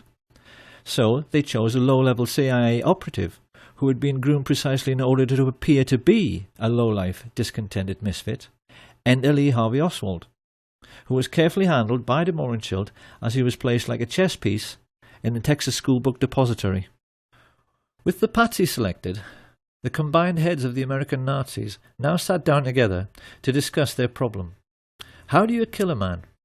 Riding in an open car on a public street in front of hordes of people without being seen. And then, how do you cover up forever afterwards the fact that this was a conspiracy and not the work of a lone nut? The plotters were keenly aware that it was the second question which posed the biggest problem. The professional military men like Colonel Ed Lansdale and Admiral George Berkeley, Kennedy's personal physician, were well aware that there are any number of ways to hide or disguise a sniper: behind trees, inside other vehicles, behind windows in office buildings. But this was a plot which had to have an absolute guarantee of success. If a squad of riflemen were all to fire at their target at the same time, this would certainly guarantee the man's death. But the subsequent police investigation would instantly realize more than one shooter was involved. A team of gunmen all firing together might actually blow Kennedy's head clean off. A single sniper couldn't do that. So what were they to do? It was during these deliberations that a macabre thought first registered. They would have to control the body after the shooting in order to make sure that all physical evidence available to police forensic scientists conformed to the scenario of a single assassin. And just how in the hell were they going to do that? By way of preparing the ground, Sam Giancana now ordered Richard Nixon's political associate Jack Ruby to keep Oswald snug under his wing, and then to set about hiring the best local riflemen, preferred candidates being men like his close friend Charles Boyd Harrelson, the father of Hollywood actor Woody Harrelson, who had proven his hitman credentials by shooting dead dozens of men for money. He then turned to his mafia associates Carlos Marcello and Santos Trafficante to supply the best gunmen from their cities, while he himself instructed the well-known underboss Tony Accardo to give the Chicago end of the contract to Giancana's favourite and most trusted hoodlums, Charles Nicoletti and Milwaukee Phil Aldericio. This pair had to be flown in 1,500 miles to the ranch of mafia hood Peter LeCarvelet, and then driven the remaining 600 miles to Dallas. It had been agreed with Giancana's and Genovese's oil business partners H.L. Hunt and Clint Murchison that every gunman would be paid $50,000 for the hit, and that the oil men would stump up the cash, so there was no way of tracing it back to either the mob or the CIA. For their part, Jack Crichton and George Bush were trying to lay the groundwork at the street level with the mayor Earl Cable, the brother of CIA chief Charles Cable, whom Kennedy had fired, Both the Cable brothers were crucially important in the development of the fine details of the plot, because they agreed to allow Crichton and his associates, George Lumpkin, the Dallas police chief, Lieutenant Colonel George Whitmire, and Harry Weatherford, to make use of their 488th Military Intelligence Detachment, a privately funded part-time intelligence force which had amongst its ranks many members of the John Birch Society, the Ku Klux Klan, and around half of all the serving police officers in Dallas.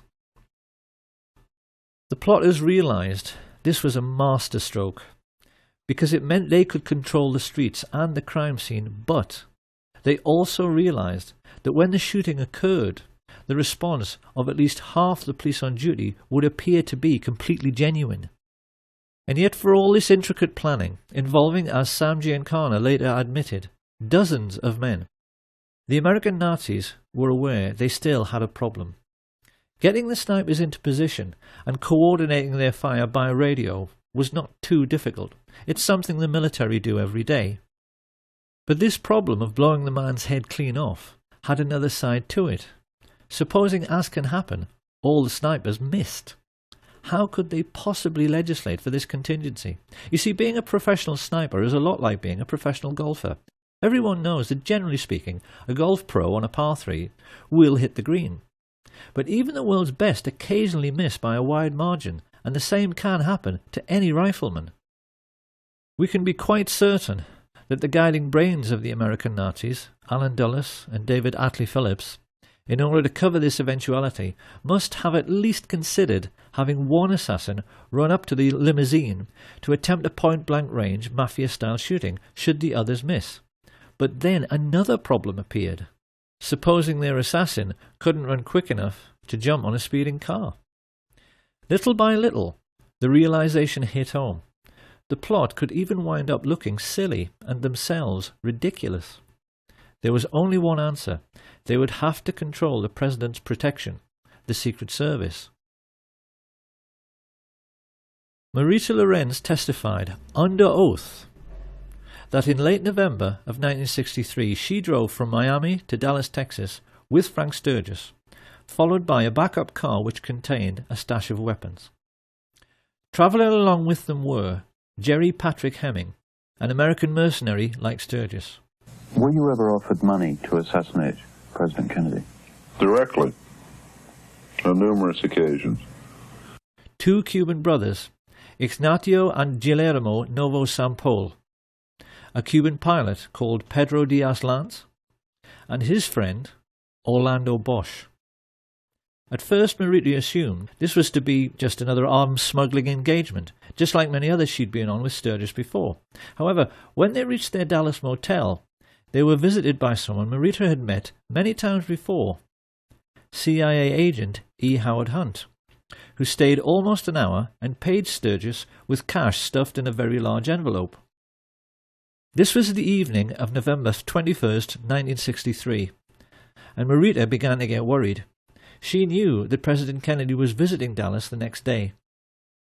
Becoming concerned, she pressed Sturgis as to the real purpose of the visit, and when he told her that for this one time it had to be confidential, she decided she wanted out. Marita had no way of knowing that a great number of other people had made similar journeys that day. CIA pilot Tosh Plumley flew several assassins into Dallas Love Field without even being told who they were. From all over the country, radio operators, riflemen, drivers, false ID suppliers like Chauncey Holt and Bernard Barker, and getaway pilots like David Ferry converged on the city. Whilst at the home of oilman Clint Murchison, a group of his Nazi friends were congregating to celebrate Kennedy's imminent demise. Due to the testimony of LBJ's mistress, Madeline Duncan Brown, the mother of his illegitimate son, we now know that amongst these guests were J. Edgar Hoover and his homosexual lover Clyde Tolson, who stood to lose the millions they'd invested in their host's oil business if Kennedy lived. Hoover also knew Kennedy wanted to replace him as head of the FBI.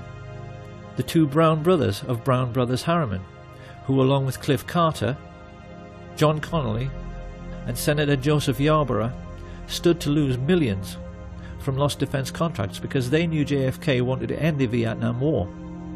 Also present were Joseph Sevilla, head of the mafia in Dallas, and the mayor of Dallas, Earl Cable, the CIA men who knew the president was serious about smashing the Central Intelligence Agency because he'd already fired Cable's brother, Charles. Having a drink with them was Chase Manhattan bank chief John McCloy, a confirmed Nazi who had shared a box with Hitler at the 1936 Berlin Olympic Games, and mafia chieftain Carlos Marcello, who felt nicely at home rubbing shoulders with Sam Giancana's representatives Jack Ruby, Richard Nixon, and Harrelson Lafayette Hunt.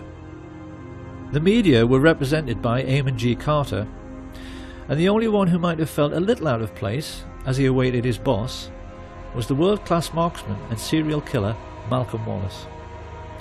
Late in the evening, Lyndon Baines Johnson finally turned up and briefly went into the party. When he came out to greet Madeline Brown, she said he was euphoric. Let's go back to the night before. When Johnson came out of the meeting, what did he say to you? He was so angry. He had a violent temper when he was upset. Well, let's use the exact words that he said to you. What did he say to you? He grabbed me by the arm, and he had this deep voice, and he said, "After tomorrow, those SOBs will never embarrass me again. That's no threat. That's a promise."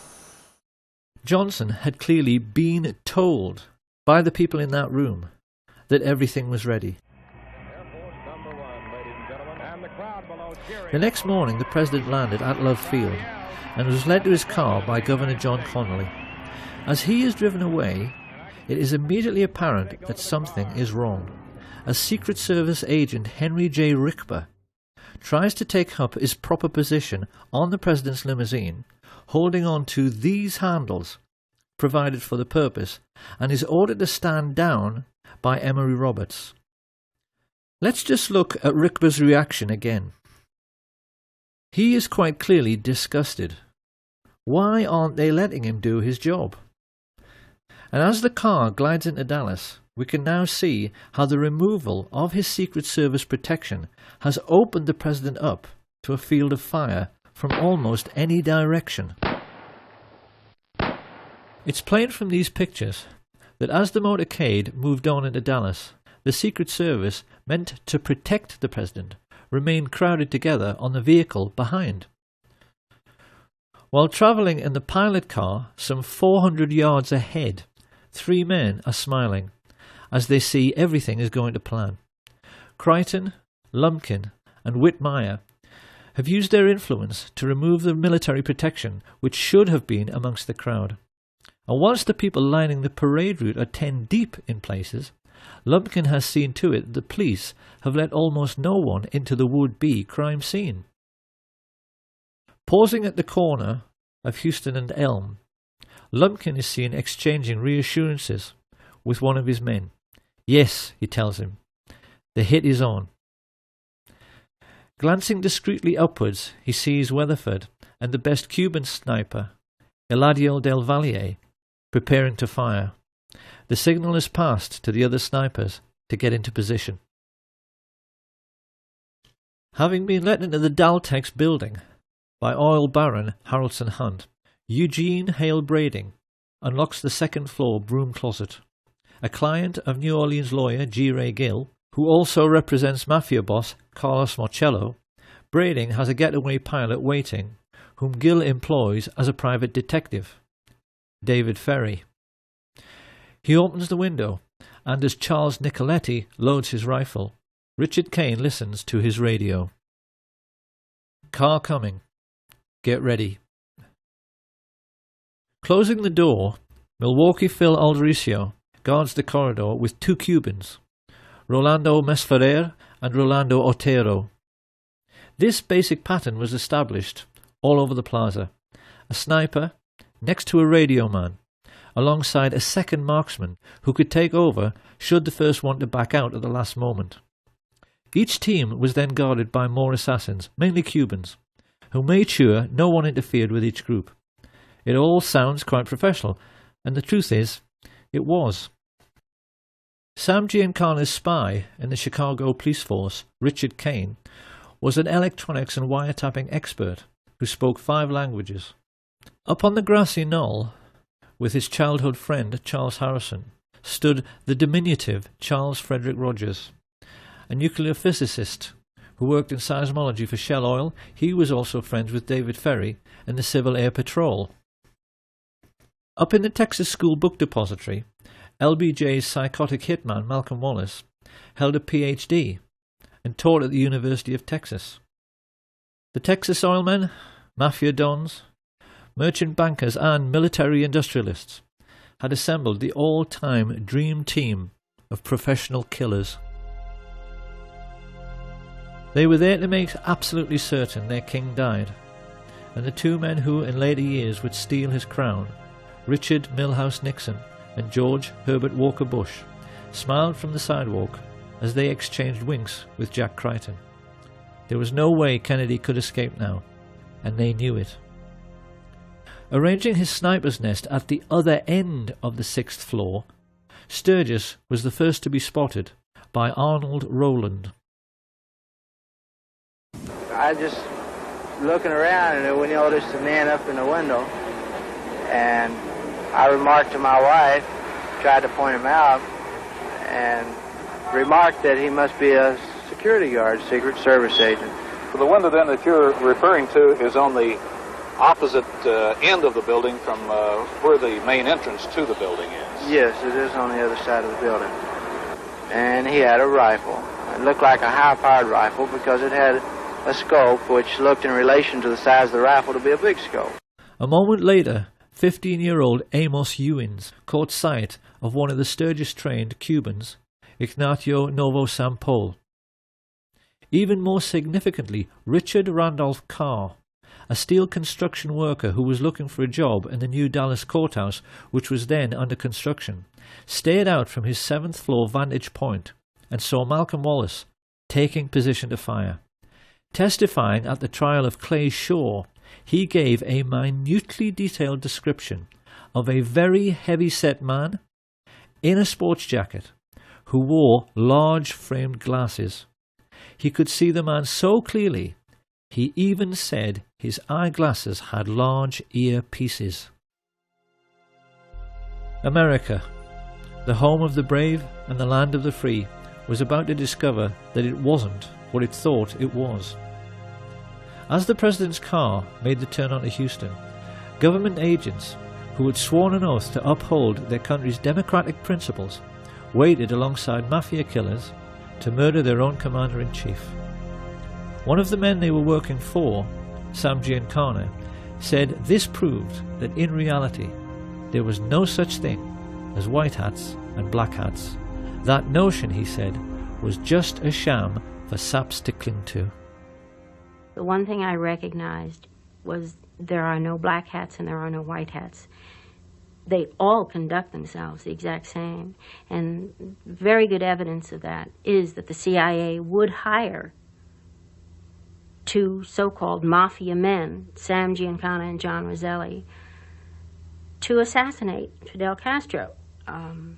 If there's such a difference, you're not supposed to have anything to do with each other. But in essence, the remark is really they're all in bed together. They all do business together. It was now that Abraham Zapruder pressed the trigger on his 8mm cine camera. Ever since that moment, the world has accepted that what he recorded was the definitive account of what really happened. What people must appreciate is that what they have just seen is not at all what really happened. Had you actually been there on the day, this is what you would have seen.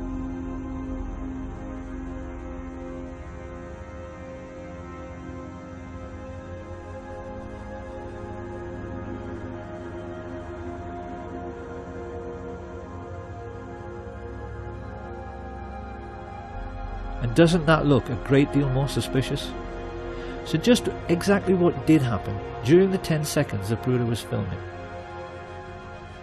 To begin with, Dulles, Lansdale and Atlee Phillips had tried to get over the problem of volley fire, blowing the president's head clean off by firing in 4 stages.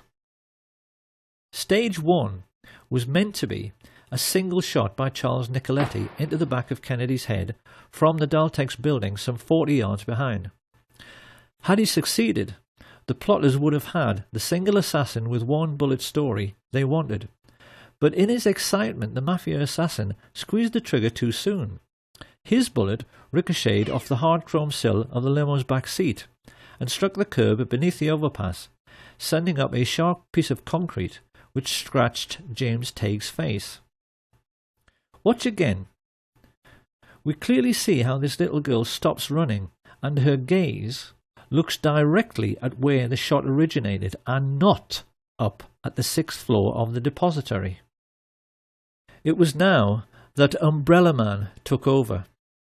Standing right at the curbside, it was his job, should the first shot miss, to give a clear visual signal.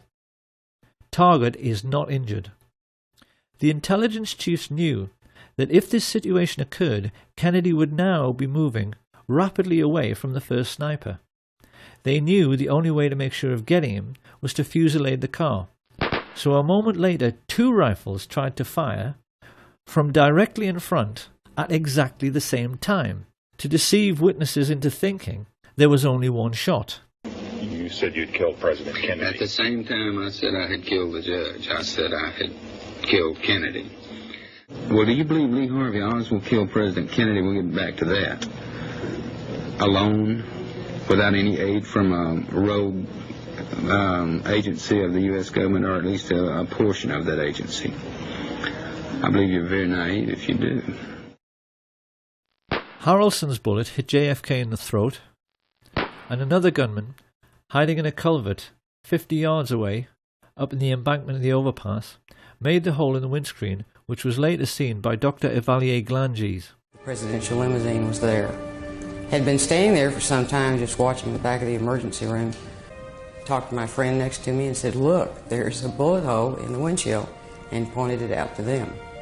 But it was very clear. It was a through and through bullet hole through the windshield of the car, from the front to the back.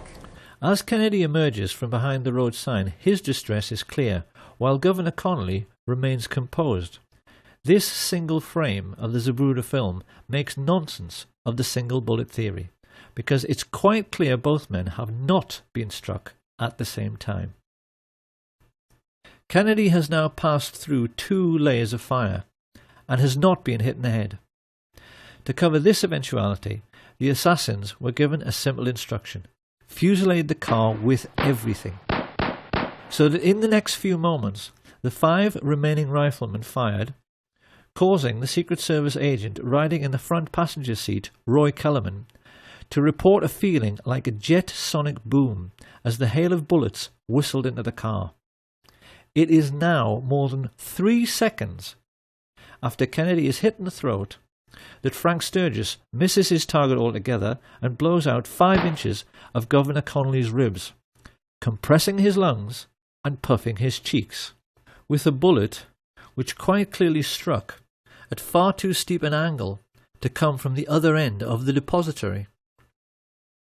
In almost the same instant, Eladio Del Valle hit the governor in the wrist, Weatherford fired into his thigh, and Nicoletti's second shot hit the chrome frame of the window.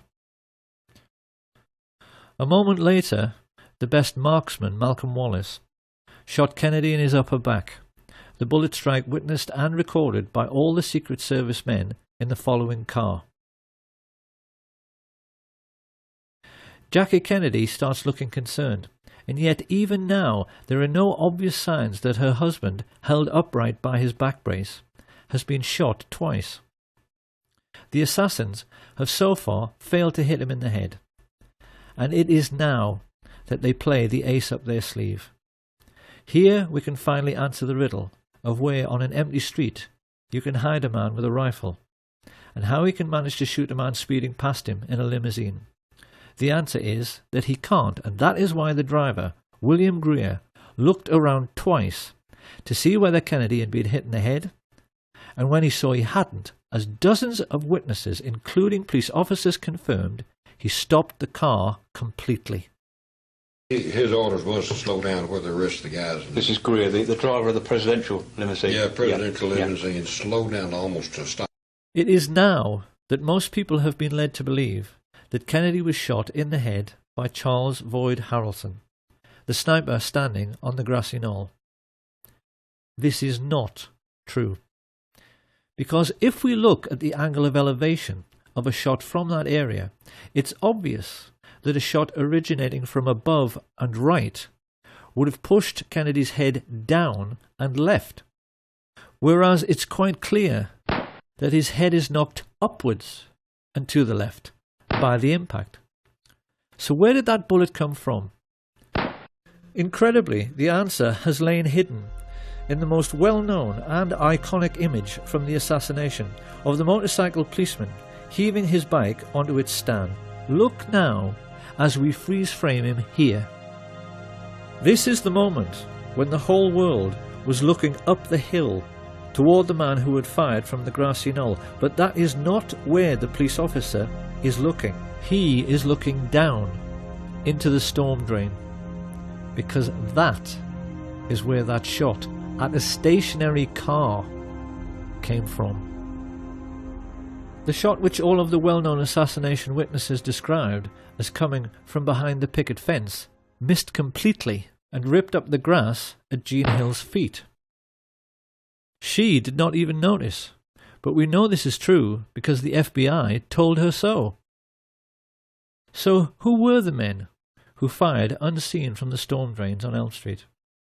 One thing we know is that they were very young and had to be brought into the conspiracy because they had to crawl into a filthy, smelly sewer, something which the older, experienced mafia assassins would never have dreamed of doing. They were basically two kids, looking for excitement. The first was Curtis Laverne Crayford, also known as Larry Crayford. Formerly CIA, he had worked for Ruby at the Carousel Club, and Ruby had told everyone his name was Lee Harvey Oswald until Lee Harvey Oswald walked in. But while above ground, the world was taking pictures and running and screaming and trying to figure out what had happened, the other young man was stumbling along 400 yards of a reeking, fetid Dallas sewer pipe to emerge from this culvert. And he was not Lee Harvey Oswald, or Roscoe White, or J.D. Tippit, nor even a Cuban or Russian communist. His name was Jack Allen Lawrence. And we know that after stumbling up this bank, he turned up 15 minutes later at the Lincoln Mercury car showroom, where he'd obtained a job with false references, pale, sweating, and, on a hot sunny day in Dallas, covered in mud. Telling his co-workers, Albert Bogard and Robert Tater, he had been ill that morning, he stumbled into the men's room and threw up, while they, feeling his behaviour was suspicious, called the police, who made a record of the entire incident. Back at the plaza, the guilt of the radio men coordinating the gunfire can be seen from their behaviour. These two, Orlando Bosch and the Umbrella Man, have a seat, while everyone else runs around them. Bosch makes a report that the hit was successful, then casually walks away, just like the chief radio coordinator, Jim Hicks, with the radios clearly visible in their back pockets. A few yards away, the CIA's clean-up squad have begun working to remove all evidence useful to a forensic team. Deputy Sheriff Buddy Walters is here seen finding the bullet which struck in the grass near the manhole cover. He hands it on to one of the fake FBI men, who pockets it. While this is going on, Rogers, Harrelson, and E. Howard Hunt are discovered hiding in the boxcars of the train which they hoped would be their getaway vehicle, until it's prevented from moving by railway dispatcher and key witness Lee Bowers. They are photographed repeatedly as they are marched to the Dallas courthouse, and we can clearly see in this picture the radio receiver Hunt is wearing in his right ear, which is identical to the receivers worn by those Dallas police officers who were part of the plot. As they walk, they are overseen by Colonel Ed Lansdale, who secures their release and begins to give the press the cover story that this man is the major suspect, and that acting alone he shot the president from behind. The truth, as we now know, is that 8 separate snipers, firing 16 shots in 4 separate stages, had tried to make certain of killing the president by hitting him in the head and had failed abysmally. The shooting on the day had been nothing to write home about. A third of all the shots had missed the car completely. Had it not been for the ruse of bribing the driver to brake at a point painted on the curbside, which is still visible, so that Jack Lawrence could shoot Kennedy in the head from just 15 feet away, the president might have survived. So now we must address the question, why does the Zapruder film not show this very obvious setup of the limousine stopping for the headshot? The answer, of course, is that it has been tampered with. In the 1960s, Hollywood special effects teams had developed techniques for masking off segments of film frames to disguise the true movement of figures within the picture. In the Zapruder film, frames have been removed in order to fake a continuous flowing motion, so that we don't see the very obvious setup which dozens of witnesses reported. If you look now at the top of the frame, the doctoring of the film becomes perfectly obvious in the way in which the figures are blurred, and yet the shadows are sharp, which is impossible. This CIA tampering with the evidence becomes even clearer when the Zapruder film is run next to the Orville Nix film taken from the other side. It's easy to see from the way the motorcycles suddenly close on the limousine that it stops completely. And we can see that frames have also been removed from the Nix film by the way in which Agent Clint Hill appears to move sideways while running forwards before leaping on the car. As the mad dash to Parkland Hospital begins, the chief coordinator in the assassination plot, George Herbert Walker Bush, casually relaxes with hands in his pockets at the entrance of the school book depository. Now this is going to be one of those all too familiar Kennedy assassination moments in which people will say, well, yes, it could be him, but how can we be sure? Because we've seen this kind of thing before with Badgeman.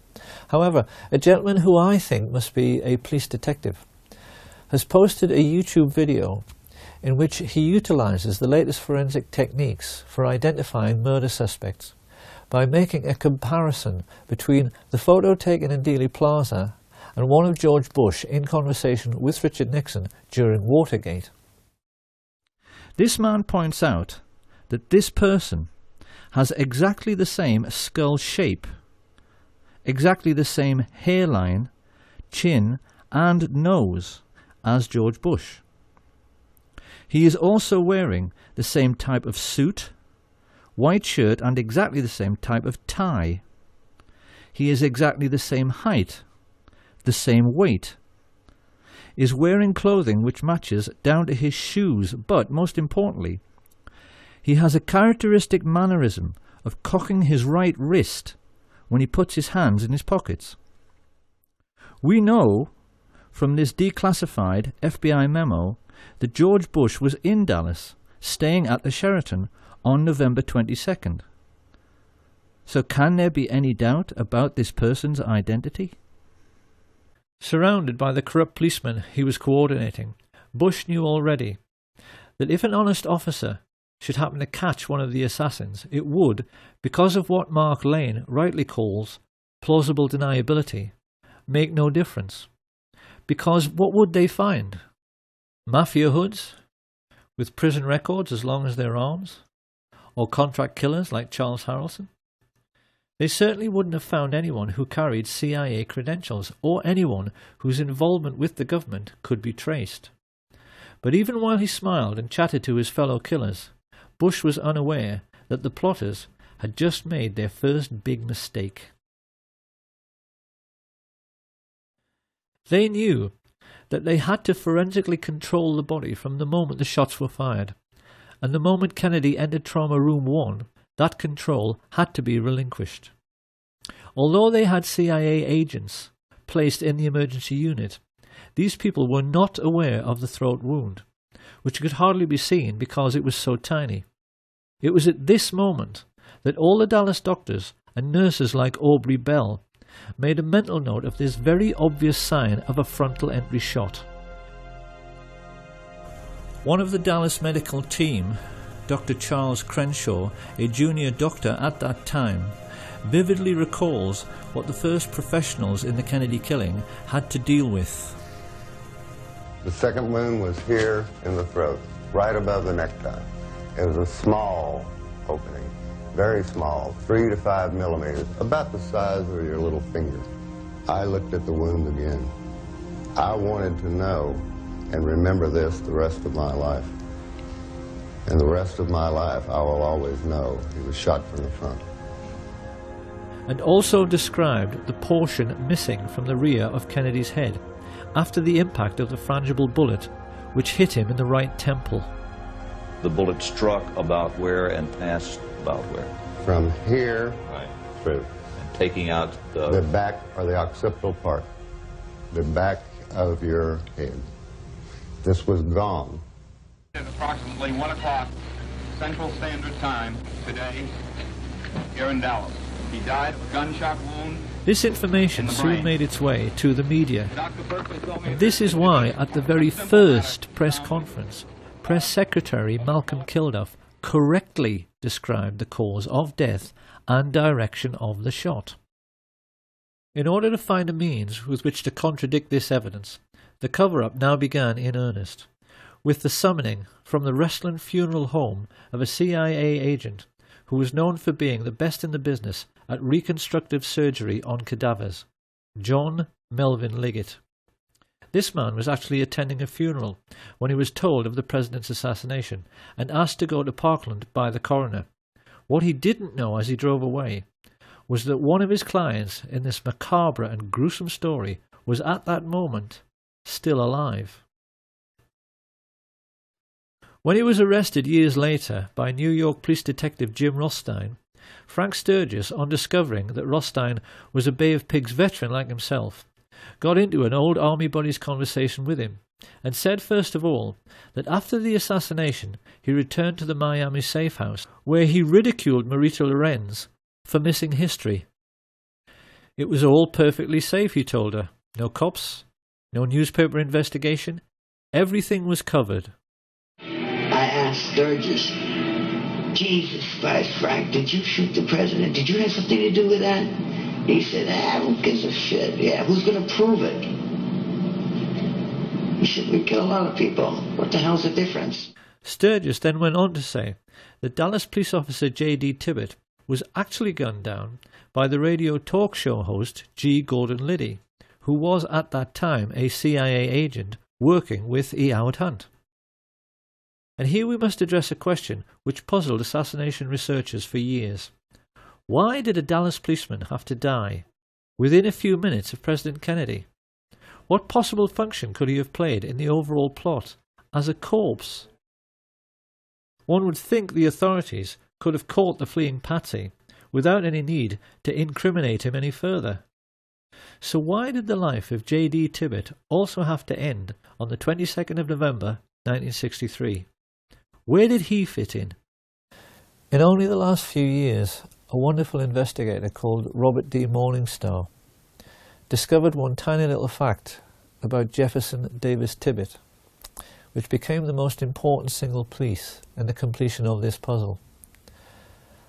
Because Officer Tibbett had a nickname. When he was at work, his fellow officers always used to call him JFK, because at 39 years of age he looked exactly like him. In the only well-known picture of Tibbett, his Elvis haircut makes him appear very youthful, but having turned grey and having nearly turned 40, most people felt his resemblance to Kennedy was uncanny. What Tibbett never knew, as he drove past assassination witnesses Jack Tatum, Domingo Benavides and Aquila Clemens, was that he had been selected to play the role of the president in death. Researchers have always believed it couldn't be a coincidence that Tibbett was shot in the right temple, just like JFK some 45 minutes earlier. They wondered why bullets had been removed from his body in the ambulance, and why, when he was pronounced dead on arrival at the Methodist Hospital, it was felt necessary to move his body to Parkland. With their concentration firmly fixed on the casket of the deceased president, the newsmen completely ignored the ambulance which spirited away the body of J.D. Tippit, so that it could be loaded onto Air Force 2 where John Melvin Liggett was waiting. When Kennedy's casket arrived at Love Field a few minutes later, Clint Hill, the agent who jumped on the car, recalled that all the people aboard Air Force One were told they had to go forward to witness the swearing-in of Lyndon Baines Johnson. This, of course, was just a ruse, to get Jackie Kennedy to leave her husband's body, and the moment she was out of the way, his cadaver was stolen and placed aboard Air Force 2 next to the cadaver of J.D. Tippit. Many people have seen this famous picture, in which LBJ is smiling at Congressman Albert Thomas, a moment after becoming president, and he is winking back. We haven't known until now just how huge and terrible a secret he was sharing with Johnson, because at that moment on the plane right alongside, the most highly qualified specialist in reconstructive surgery and embalming in the country, John Melvin Liggett, was starting to make a facsimile of the dead president, using the body of J.D. Tippit in order to obscure the true extent of the damage to Kennedy's head and make it seem consistent with a shot from behind. But Liggett realized immediately this was well nigh impossible, because having been told over the radio about the head shot, Liddy took it upon himself to try and ape this damage by firing into Tippit's torso and then, when he was down, firing into his right temple, instead of into the back of the head as he'd been instructed. This was a second huge mistake. The human brain has a consistency like play school plasticine. Fire a bullet through it, and it is very easy for a skilled pathologist to track the bullet's path at autopsy. What Liggett wanted to show to any investigators was a brain that looked like this. What he had was one brain which looked like this, and another which looked like this. A large portion of Kennedy's brain had been ripped out by the impact of the explosive or frangible bullet, and what remained was filled with tiny shards of lead, some of them microscopic, which might take all night to locate. Liggett was terrified. The plotters had asked him to play Dr. Frankenstein at 30,000 feet. Yet with all his embalming experience, he instantly realized a botched job was the best he could possibly deliver. In his panic, he sawed off Tippit's skull and simply ripped out the entire brain to at least make sure no one could track the bullet which, after Liddy's error, had so obviously come from the wrong direction. He then compounded Liddy's error by making a large hole in the rear of the head to ape the damage to Kennedy's head. With this done, he rebuilt the skull, hurriedly sewed the scalp back together, and then set about the gruesome task of trying to make the cadaver of J.D. Tippit more closely resemble the cadaver of John F. Kennedy. By shaving eyebrows, bringing forward Tippit's slightly more receding hairline, filling in missing segments of both heads with plaster of Paris, and rebuilding portions of the flesh with wax. Liggett performed this ghoulish service while the aircraft he was on, Air Force 2, went through the usual procedure of leapfrogging Air Force 1 to arrive at Andrews Air Force Base slightly earlier. He wasn't given long enough, and in the rush to get finished, the plotters now made their third and most stupid mistake. Instead of placing Tippit's body in a casket identical to the one aboard Air Force 1, they placed him in a Spartan grey metal coffin inside a body bag. As the TV media showed these distressing pictures to a world reeling in shock, it's hardly surprising that no one ever dreamed this casket could be empty, but it was. As it was driven away, out of sight of the media, the two bodies were taken from Air Force 2 and loaded onto a helicopter. It was at this point that the two honest men, FBI agents Francis X. O'Neill and his partner William Siebert, became crucial figures in the story. They explained to researcher David Lifton that they made the journey to the Naval Hospital at Bethesda in the car behind the hearse which carried Jackie and Bobby, and most notably Admiral George Berkeley, who made sure he stayed with the empty coffin by sitting on another man's lap. Upon reaching Bethesda, Seabird and O'Neill said Berkeley then guided the family members into the building while the hearse was ordered to the rear to unload. But that was where the simplicity ended. The FBI men and many other witnesses recalled a scene of absolute mayhem in which no one seemed to know what was going on, and military men were rushing around everywhere, exchanging anecdotes about decoy ambulances they had been ordered to follow, which had become high-speed chases around the hospital grounds as these vehicles raced away. It seems this confusion was created with the intention of misleading both the press and the large respectful crowd which had gathered on the lawn. People were asking each other which ambulance contained the president's body. Then a rumour started that it was coming by helicopter, but which one? Everyone watching that night recalls the air was filled with them, and the FBI men also told Lifton that in the midst of all this mayhem, they helped to carry the casket inside. This was flatly denied by the team of Navy men who said they did it alone. It is therefore perfectly clear that 2 bodies were brought to the morgue separately whilst confusion reigned. And it was now that the plotters themselves became confused by the mayhem they had created, because they left J.D. Tibbet's cadaver in the wrong casket. It should have been switched and gone into the autopsy room in the large expensive casket used in Dallas. I helped put President Kennedy's body in a bronze ceremonial casket on November 22nd, 1963 at Parker Memorial Hospital. Instead, mortuary technician Paul O'Connor received a coffin so dull and nondescript no one could believe it had been utilized to transport the body of a president. It was a very plain casket, and when I say plain, I mean it was pinkish gray. It had pink and gray on the sides. There was nothing fancy about it as far as being bronze. It wasn't bronze.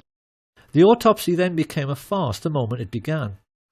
While Siebert and O'Neill made their now famous and entirely correct observation that the body seemed to have undergone surgery prior to autopsy, mainly in the head area, Commander Humes himself testified that the moment he touched the head, pieces of the skull fell down onto the autopsy table. That is not possible unless surgery was done before post-mortem. And that surgery could only have been performed aboard the aircraft because there was no other time to do it. Humes then found that he had to try to work with Admirals Berkeley, Galloway and Kenny actually touching his elbows, and became increasingly confused and embarrassed himself at his utter failure to find any trace of the bullets which killed the president. Of course, this was hardly surprising, considering the president lay dead in an adjoining room, and that Liggett had removed all the bullets from J.D. Tibbet. As the autopsy proceeded, O'Connor revealed that Berkeley interfered constantly in the procedure, steering Humes away from the torso, where he would have found the holes made by Liddy. And while everyone in the room remained aghast and disturbed by the huge hole in the back of the head and absence of any brain matter, 2 porters O'Connor had never seen before came in pushing a trolley, which had a sheet on it which hid a small lump. They had told people in the corridor it was a dead newborn baby, but it turned out to be a complete brain, which could only have come from a 3rd cadaver. This was weighed and pickled in formaldehyde before anyone even had a chance to inquire when it had been removed. The most farcical moment of all came when Humes faced Arlen Specter in front of the Warren Commission and found the leading counsel pressing him to say that the wound he found in the back of the head was an entry wound. His incredible answer was that the bullet could only have entered and exited from the rear. Humes actually told the world that the bullet had done a U-turn inside the president's skull. Now that we know the truth, it may seem remarkable that David Lifton got so close, and yet never quite realized that what he had been investigating for 15 years was a body switch. But can we really be surprised? Like so many other decent men, Lifton was simply unable to imagine that anyone could ever think up such a grotesque and degenerate conspiracy. He simply never realized that what he was dealing with was nothing less than the devil himself. And for those who find all this impossible to accept, one of the devils who murdered JFK, Frank Sturgis, was perfectly candid about how routine body switches had become in the CIA by 1963. There was a switch. Body switch. A body switch, yes. The truth about the autopsy is that the devils who killed Kennedy messed up very badly. They had wanted to show the world actual photographs of a single bullet wound from behind. As it was, they had to resort to a lot of badly faked photographs, which critics like Robert Groden easily discredited, and silly drawings, which everyone realised did not line up anywhere near the schoolbook depository. With the autopsy over, Mrs. Kennedy and the President's brother were shown the body prepared for burial. Not surprisingly, they were wholly unconvinced by Liggett's attempts to make a Dallas police officer look like the President of the United States. Witnesses there at the time said Bobby scoffed and said, "It doesn't look anything like him," while Mrs. Kennedy became adamant. "It isn't Jack," she declared. "That looks like something you'd find in Madame Tussauds wax museum." Many people have studied this alleged picture of the President's remains and wondered how it could possibly be John F. Kennedy when the Zapruder film clearly shows this right temple area being blown apart by the impact of the frangible bullet. The simple answer is that this is not JFK. It's the corpse of Officer J.D. Tibbet, surgically altered to look like the President. On arriving home, Liggett was informed the plot was in serious trouble. His wife Lois told how he staggered in the door, unkempt, dishevelled, and quite obviously exhausted, which was very out of character for a man who took pride in always being neat, tidy, and organised. It was about 24 hours before I heard from him. He came home and he walked in the door, and when I saw him, he physically looked like he had really been through a very traumatic experience. His clothes were disarrayed, and that was so out of character for him. And he said, "We're going to get out of town for a while until all of this blows over." And that was a quote, because I thought, well, what blows over? Minutes later, they were speeding down the highway towards Corpus Christi, utterly bewildered as to what on earth was going on.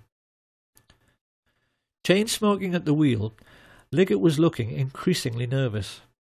It wasn't just that his botched reconstruction had failed to convince and would lead to courtroom testimony of bullets doing U-turns inside the President's head. The problem was that the patsy was still alive. Deputy Sheriff Roger Craig told investigators it was plain to him that Lee Harvey Oswald was not meant to survive his arrest procedure. He said that when he arrived at the Texas Theater, a group of his fellow officers were waiting at the rear, guns drawn, and that it was quite obvious that Oswald was meant to make a break out the back door where he would run into a hail of gunfire. However, Oswald himself was an intelligence agent, and once he realized he had been chosen as the fall guy, he briefly prolonged his existence by loudly yelling so that all the witnesses present could hear, "I am not resisting arrest. I am not resisting arrest." This is why Liggett, like all the others involved in the plot, was shaking in his boots on November 23rd. They were all aware that a sharp lawyer could get Oswald released simply by discovering that the chain of evidence had been broken in relation to Kennedy's remains. Once free to talk, and with intimate knowledge of the major players in the assassination plot, he could have gotten the heads of the FBI and CIA, all the military chiefs of staff, the mafia chieftains, and the Dallas oil men all thrown in jail together for murder. Many people have wondered how the plotters could be so unbelievably dumb and so unbelievably obvious as to have Oswald murdered live on national television. The simple truth was that they had absolutely no choice. Their botched assassination attempt had proved that they were not as smart as they thought they were. The actual shooting had gone very badly. Most of the shots had missed. They'd had to botch the autopsy, and now they were having to botch the silencing of the patsy. Lois Liggett recalled that the moment Ruby fired, the atmosphere in their motel room evaporated. The minute he saw that, he looked at me and said, "Everything's okay now," and you could just see his face. He was like all the pressure had been taken off of him. All of a sudden he was like, sigh of relief, let's go, we can go home now. It was basically, pack your things, come on, we're leaving, you know, now we can go. The family turned around and went straight back home to discover that Mr. Liggett now enjoyed a new vocation.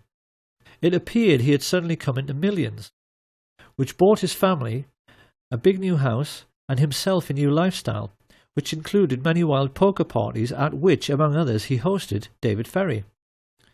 This was not Lois Liggett's scene. She divorced him, heard that not long afterwards he was arrested for murder, and then shot dead while trying to escape. But this was not the end of Liggett's story. His new wife told Lois that the man she buried could not have been John Melvin Liggett, because the corpse she was shown had a moustache and he couldn't grow one. Then many years later, Lois Liggett actually saw her deceased ex-husband in a casino while on a trip to Las Vegas.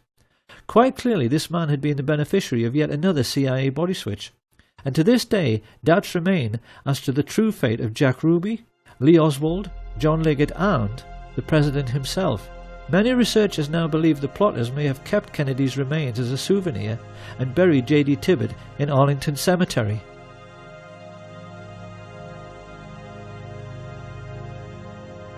All added together, the pilots, spotters, radio men, mafia assassins, embalmers, physicians, and corrupt agents from the FBI, CIA and Dallas Police had cost the American Nazis $25 million, approximately $2 billion in today's money.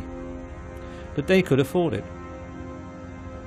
In the years that followed, they cynically kept the war in Vietnam going by putting in just enough troops so that the line never moved forward or back. And while the American fat cats grew fatter on military-industrial contracts, their mafia friends used the CIA's complete immunity to smuggle trillions of dollars worth of cocaine and heroin around the world.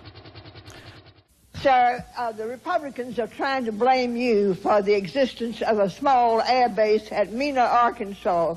This base was set up by George Bush and Oliver North and the CIA to help the Iran-Contras, and they brought in plane load after plane load of cocaine there for sale in the United States, and then they took the money and bought weapons and took them back to the Contras, all of which was illegal, as you know, under the Bolin Act.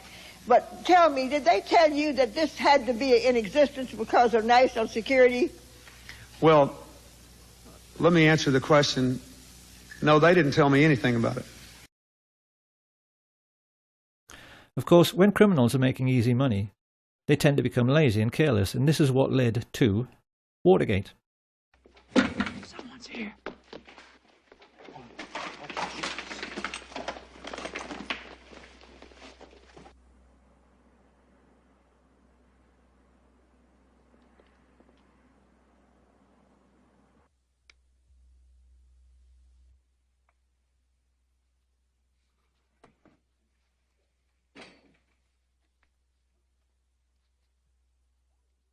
Hold it, you must hold! Police! Put your hands up!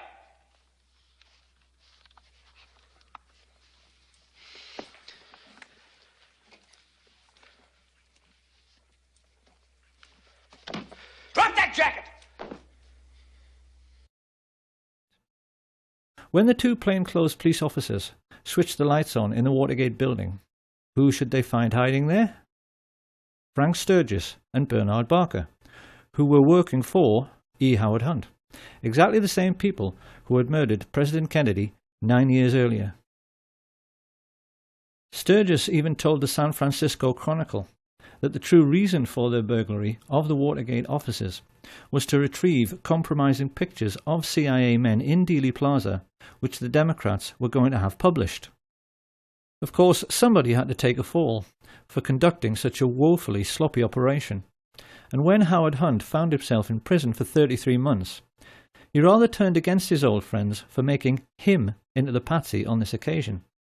He began sending messages to President Richard Nixon, that he might just tell all he knew about what really happened in Dallas on November 22, 1963.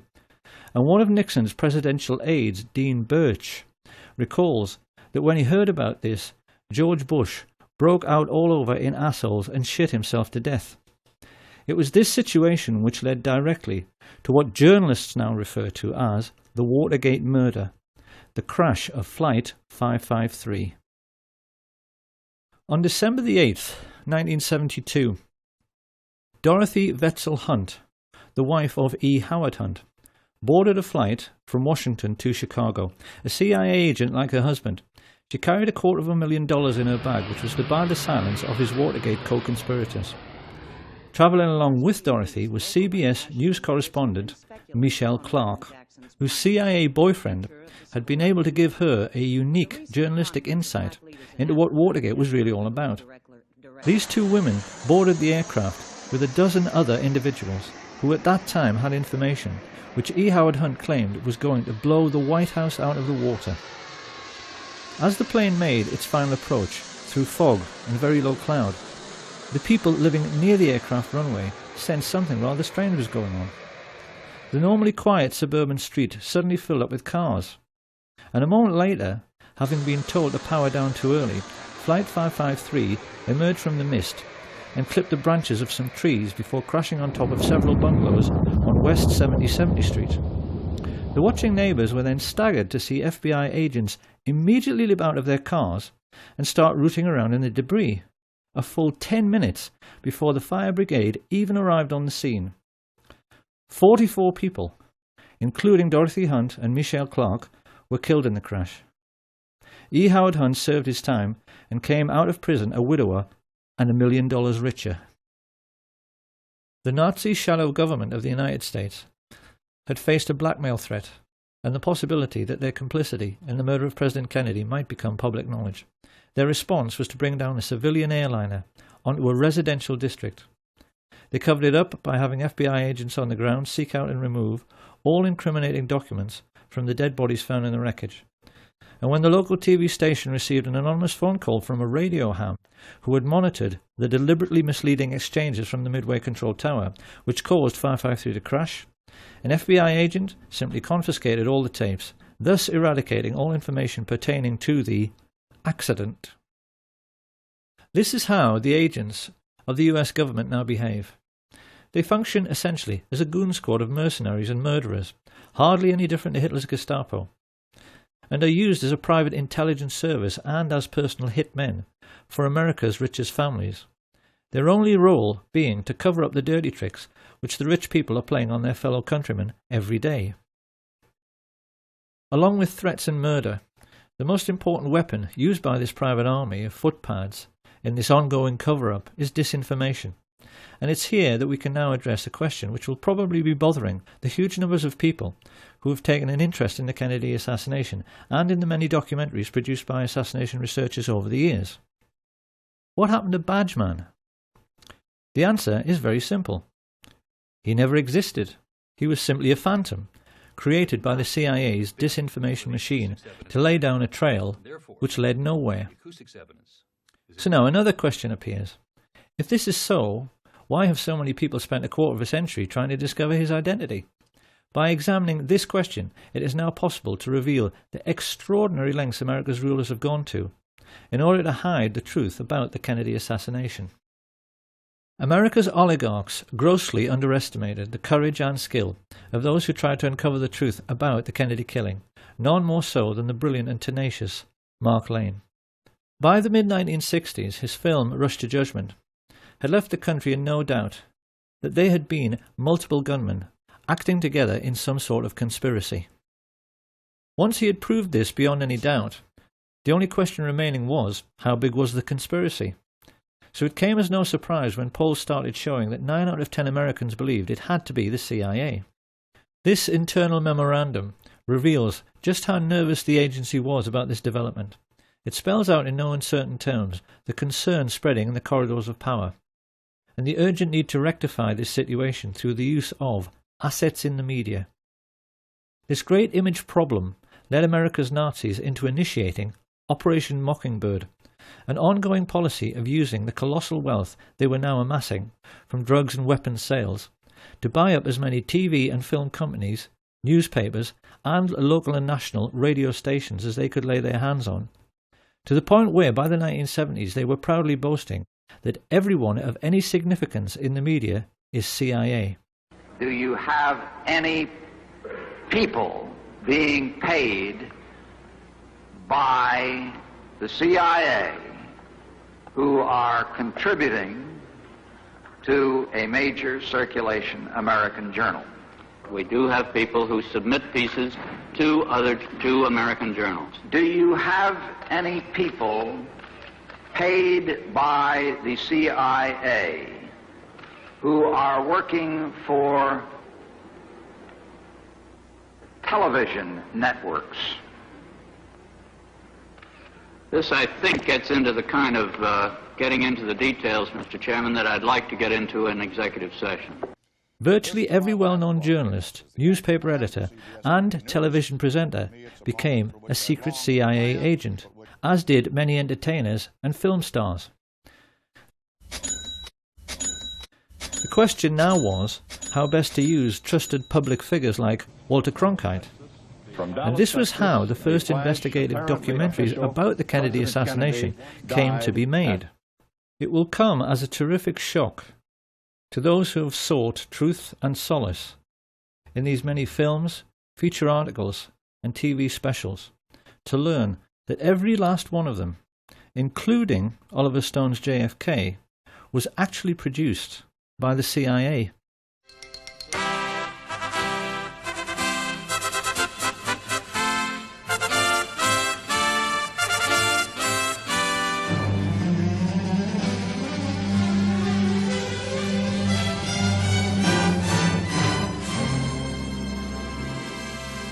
A classic early example of this kind of disinformation was the Nova film, which featured two scientists, Brian Holstrom and Steve Isabel, who found Badgeman in a tiny fragment of the famous Mary Moorman Polaroid through photographic enhancement. But when investigators took the trouble to actually measure the size of these three figures, it became obvious that they were so tiny they were too small to even be children. Using the scale provided by Abraham Zapruder over on the right, it's clear that these alleged people are so lacking in stature they wouldn't actually have been able to look over the stockade fence. The truth is that they never existed. And so the question now is, who were Holstrom and Isabel? And who, for that matter, was Gordon Arnold, the old-age pensioner who appeared in The Men Who Killed Kennedy to claim that Badgeman had kicked him and taken his camera? I could be the only one that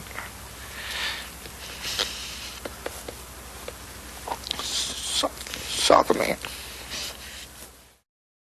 The answer is that they were all professional actors, because this is how the devil operates. Devils mix lies with truth in order to make the lies sound more plausible. And it seems that the idea for using actors in this way might very likely have come from E. Howard Hunt himself. After Hunt's deathbed confession, in which he admitted the involvement of the CIA, his son, St. John Hunt, posted many revealing statements about what kind of character his father was. It's quite well known that E. Howard Hunt wrote spy novels and screenplays. And when he was discussing this, St. John Hunt maintained his father tried to live his life as if every day was another exciting scene from a movie, to the total exclusion of his own family. The way St. John Hunt put it was, he would never cut carrots or go shopping with us or anything like that. James Bond doesn't have a family.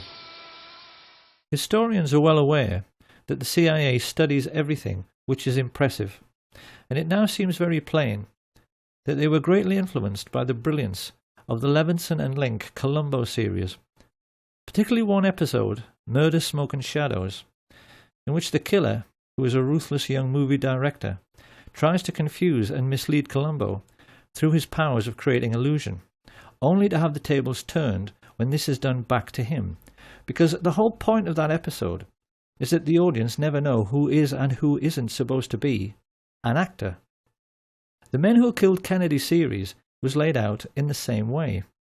Whilst a few of the interviewees, like the Willis family, were genuine, most of the people claiming to be witnesses were simply actors, whose only job was to keep people's minds on the grassy knoll, so they would never think about the storm drains and where the shots actually originated.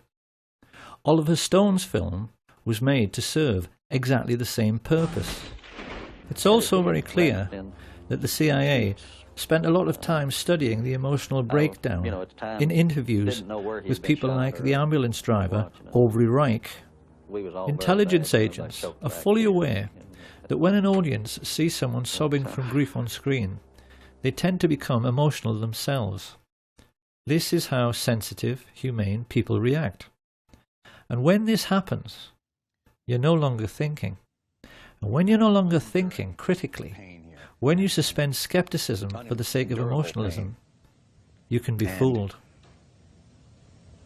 I wanted to tell you why I grieve. But why I don't despair. I'm sorry. Of course, having heard this, people will wonder how anyone could be cynical to such a degree, and it's a perfectly legitimate question, because as we shall see later, this would not be the last time that the American public were fooled by actors sobbing on national TV.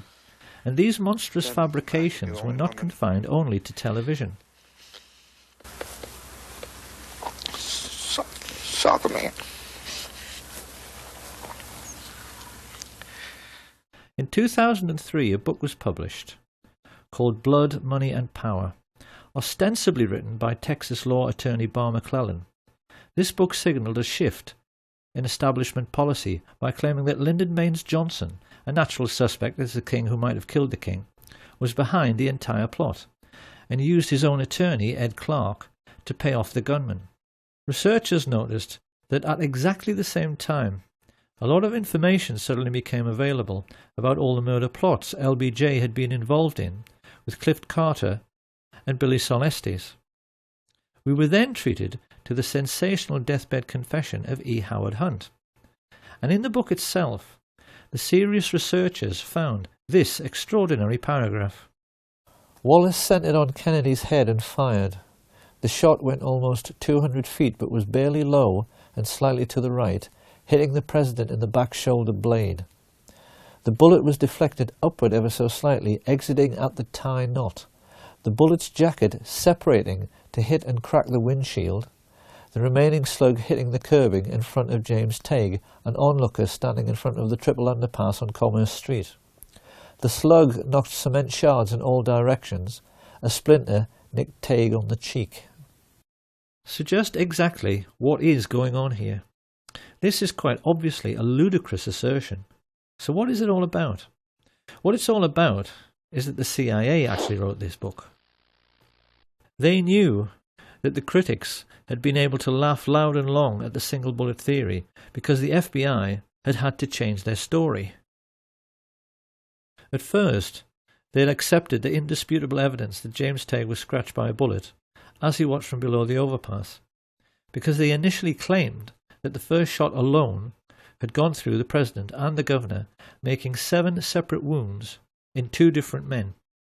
The second shot was the headshot, and presumably the third struck Tague. However, once the Zapruder film and dozens of eyewitnesses made it plain the first shot missed, the FBI had a problem. How could they account for the throat shot, headshot, and Tague shot with just 2 remaining bullets? This utterly ridiculous paragraph was a lame attempt after 40 years to come up with an answer, and the lengths the CIA went to get people to believe it were contrived to say the least. It's first of all the simplest matter to refute this version of events by asking how the CIA could possibly know this is how it happened. The bullets splitting apart in mid-air? Are they saying they had Dealey Plaza rigged with fast-motion cameras, which allowed them to replay the flight of every bullet in slow motion? If so, we'd all love to see those pictures. And even more to this, Bar McClellan's interview became the linchpin in the final episode of The Men Who Killed Kennedy.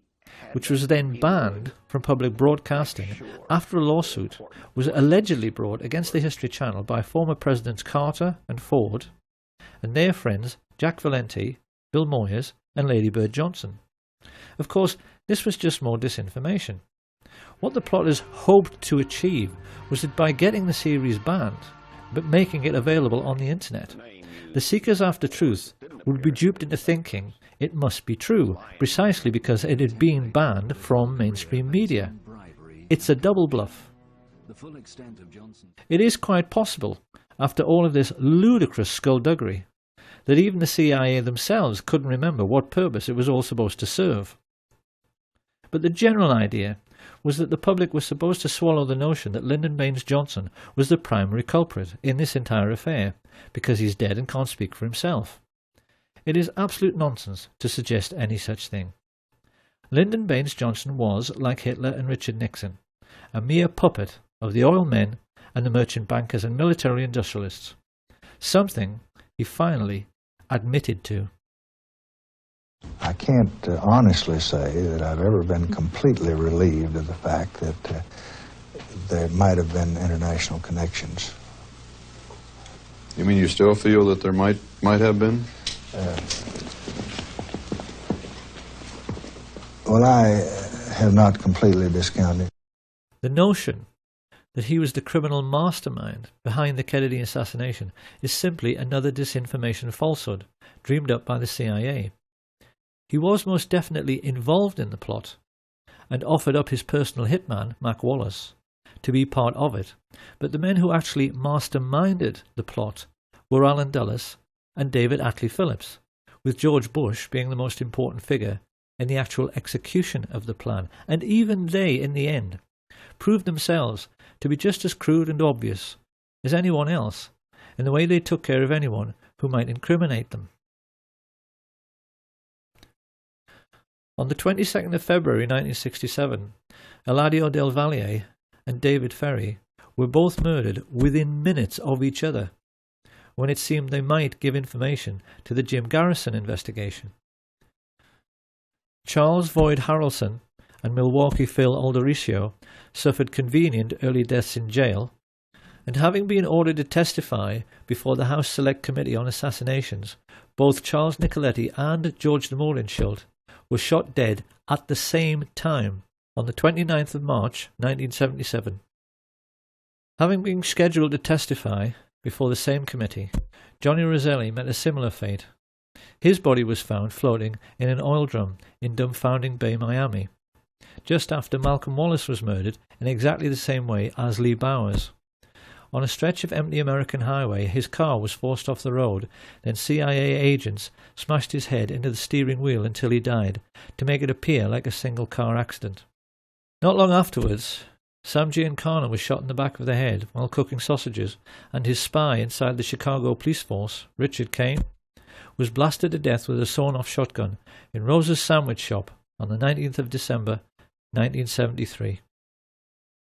Absolute proof that George H.W. Bush was the most important figure behind these grisly murders and the Kennedy assassination surfaced quite recently in a declassified FBI memo which revealed he was working for the CIA in 1963 and not from 77 onwards, as he'd always claimed. He had been a lifelong friend of George de Mohrenschildt, who had actually begged him for help when he realized the CIA were trying to kill him. It was therefore rather ironic that when the police checked de Mohrenschildt's wallet, they found an address card which gave them a direct lead straight to the guilty party had they but chosen to follow it up. It said George Poppy Bush, his CIA code name, Zapata Petroleum, Midland, Texas.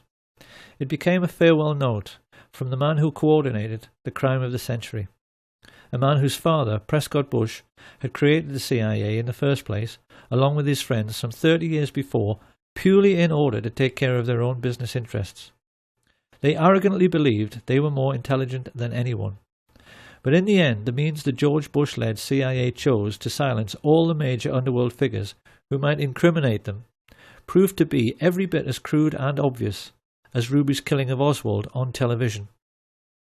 The whole point of George Bush and his Central Intelligence Agency was that they were supposed to be intelligent, and yet in the end they couldn't even fool little old ladies. And who is going to inhibit them? The gangsters that are running this country is going to inhibit somebody. All institutions of the American government are essentially a gangster syndicate, and everybody knows this.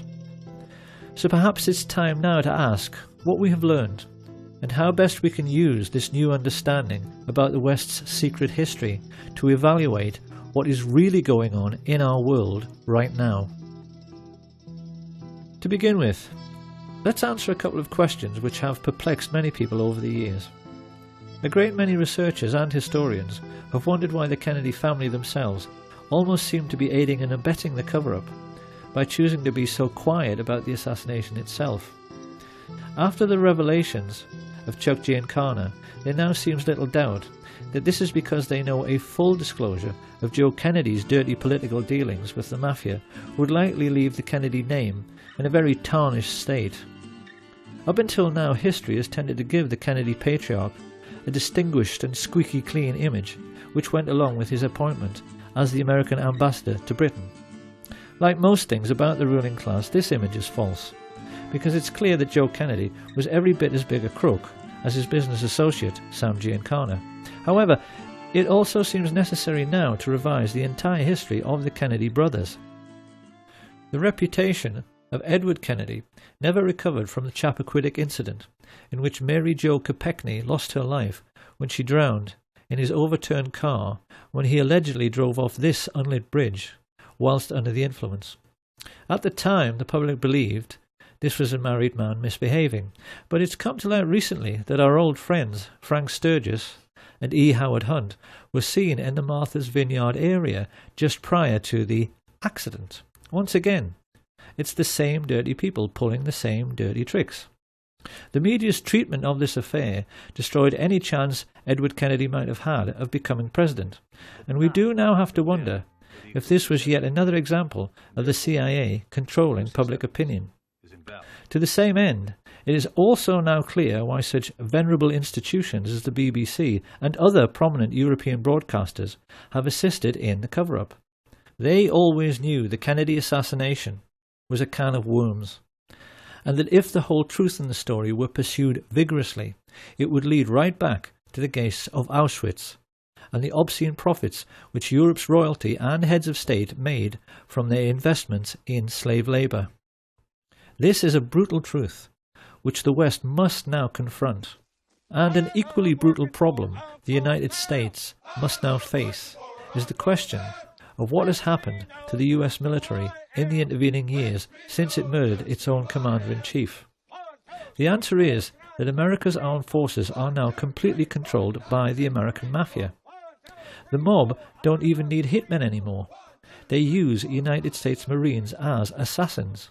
They are, as Sam Giancana said, one organization who keep a low profile while they control the world as a business. And in an effort to prove this is so, in 1998, Pastor Rick Strawcutter videotaped a quite remarkable interview with Kay Pollard Griggs, formerly the wife of Colonel George Griggs, who for many years was the head of NATO. He was also an alcoholic of that well-known kind who was shy and unable to communicate when they are sober, but who then cannot stop talking once they have a drink.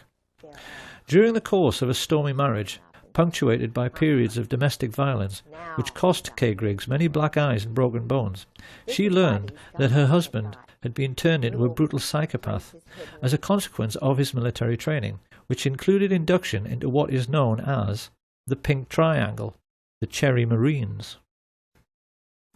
Over the years, far too much has been written about Lee Harvey Oswald. But what is remarkable is that few historians were ever aware that, like most Marines who worked in intelligence, he was homosexually recruited and was part of the same-sex club which included Jack Ruby, George Senator, and David Ferry. Kay Griggs explains that these selection procedures came into the US military when the cream of the death's head sporting Nazi top brass joined the American ranks at the war's end. Ever since then, the Greek and Spartan traditions which Hitler so admired, and which were integral to the German army, have found their way into American military culture and are now manifest in the way that the old skull and bones procedure for identifying and, most importantly, controlling rising stars is now used to select the top brass of the future. In a nutshell, boy soldiers who want to rise in the ranks can only do so by doing favors for the older men. So George Bush, I mean, all these people rise up to the ranks, the same club. Right. No wonder, you know, I saw a little TV clip one time where a reporter was asking George Bush and others about the Order of the Skull and Bones. You were both in Skull and Bones, the secret society. It's so secret we can't talk about it. What does that mean for America?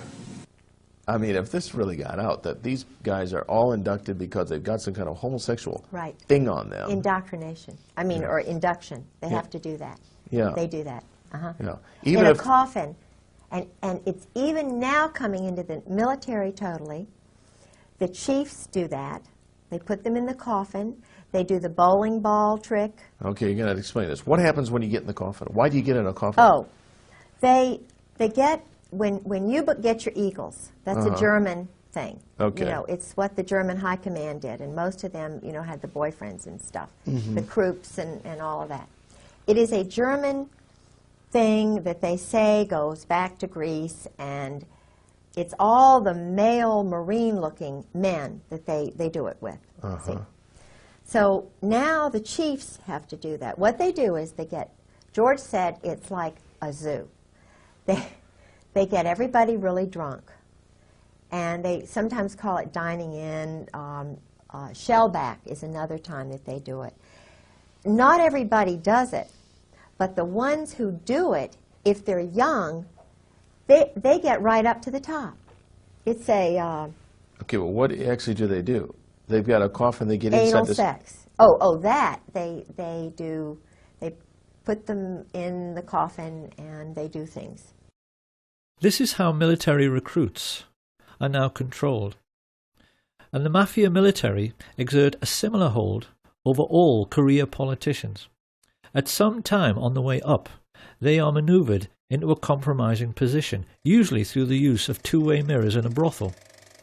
And once the mafia military have got something on them, the career politicians, judges, senior police officers and media moguls face a stark choice. Either take your payoff, which is usually worth millions of dollars, or go to jail for life for your misdemeanor.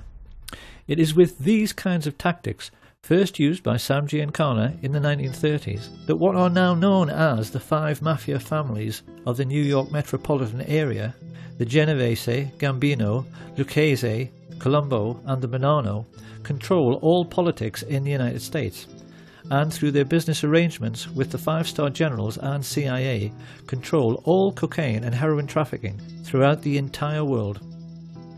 After the dust had settled on the Kennedy assassination, Sam Giancana explained to his younger brother that the mob and the CIA had taken care of JFK together because they were essentially two sides of the same coin.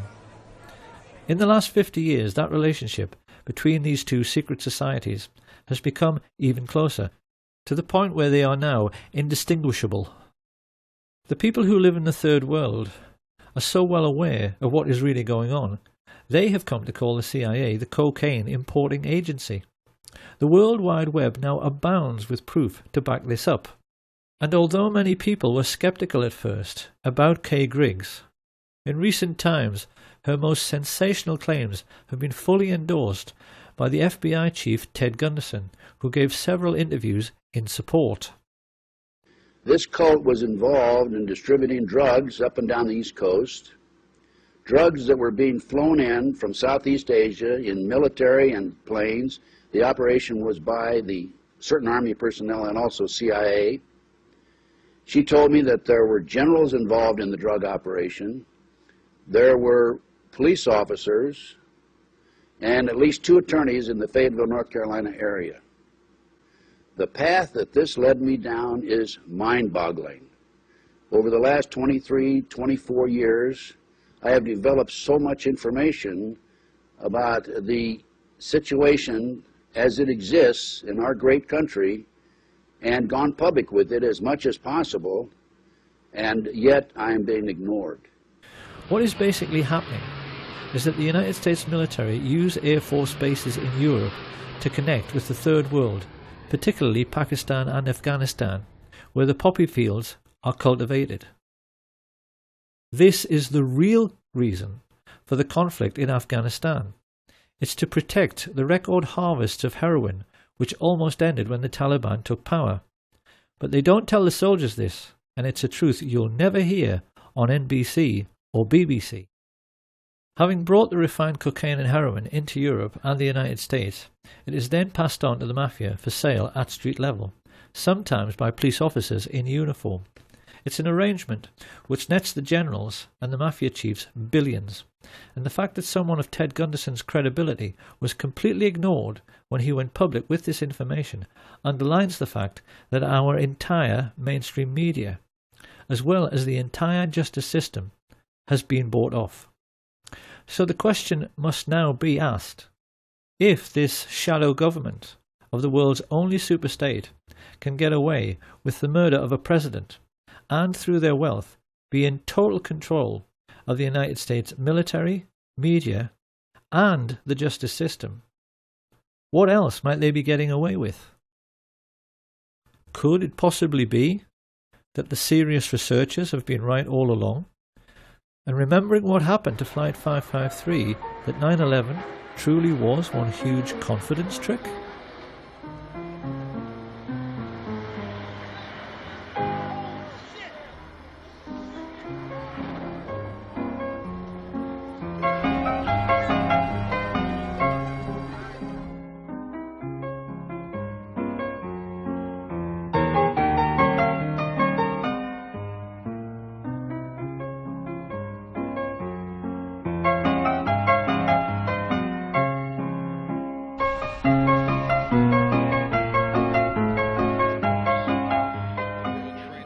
Once the dust had settled on 9/11, people immediately began to realise there was something very wrong with the 9/11 TV coverage. First along came Dylan Avery with his amazing film Loose Change. He proved conclusively that the official report was nonsense because aircraft fuel does not burn at even half the temperature required to melt steel, and that the towers defied the laws of physics by collapsing with perfect uniformity at free fall speed. Buildings in Germany which were bombed over and over again didn't collapse with perfect uniformity down to ground level. Avery also pointed out that in Kennedy's time, his chiefs of staff drafted plans to kill innocent people and commit acts of terrorism in the United States in order to whip up support for a war with Cuba. Code-named Operation Northwoods, these plans included hijacking planes and blowing up ships and landmark buildings in order to stimulate a helpful wave of national indignation which could be used to oust Fidel Castro. And there wasn't anything exceptional in this initiative. Northwoods was an offshoot of the notorious Operation Gladio, a sustained campaign organised by MI6 and the CIA, which perpetrated many bombing atrocities in post-war Europe, which they blamed on what they said were communist terror organisations.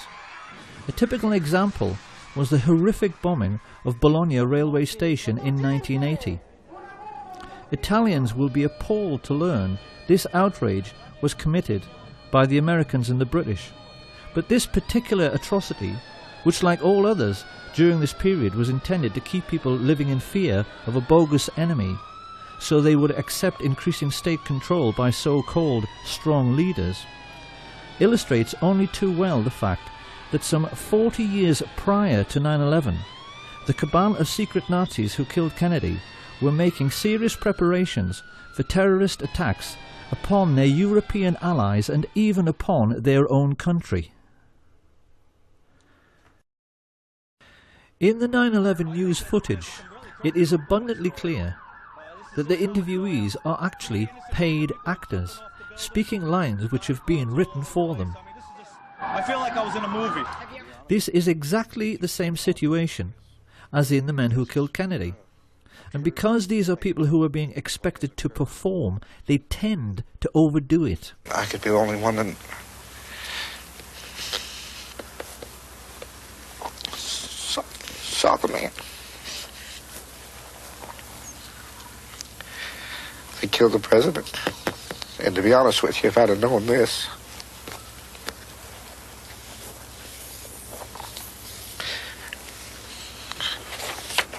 I wouldn't have given any interview.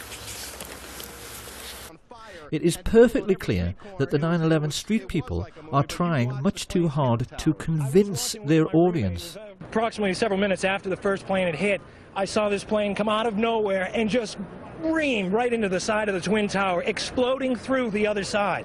And then I witnessed both towers collapse, one first and then the second, mostly due to structural failure because the fire was just too intense. 9/11 was in reality just another CIA special effects movie production. And it really has become the Kennedy assassination's long-lost twin, because witnesses who know the truth of what really happened are all being murdered. This didn't stop some people from immediately pointing out that the London Tube bombings were a hoax. The alleged terrorists couldn't have ridden into London on a train which was cancelled. And seasoned researchers are now becoming quite surprised at how sloppy and obvious these alleged terrorist acts are becoming. Any detective would instantly realise the Woolwich terror incident was a joke.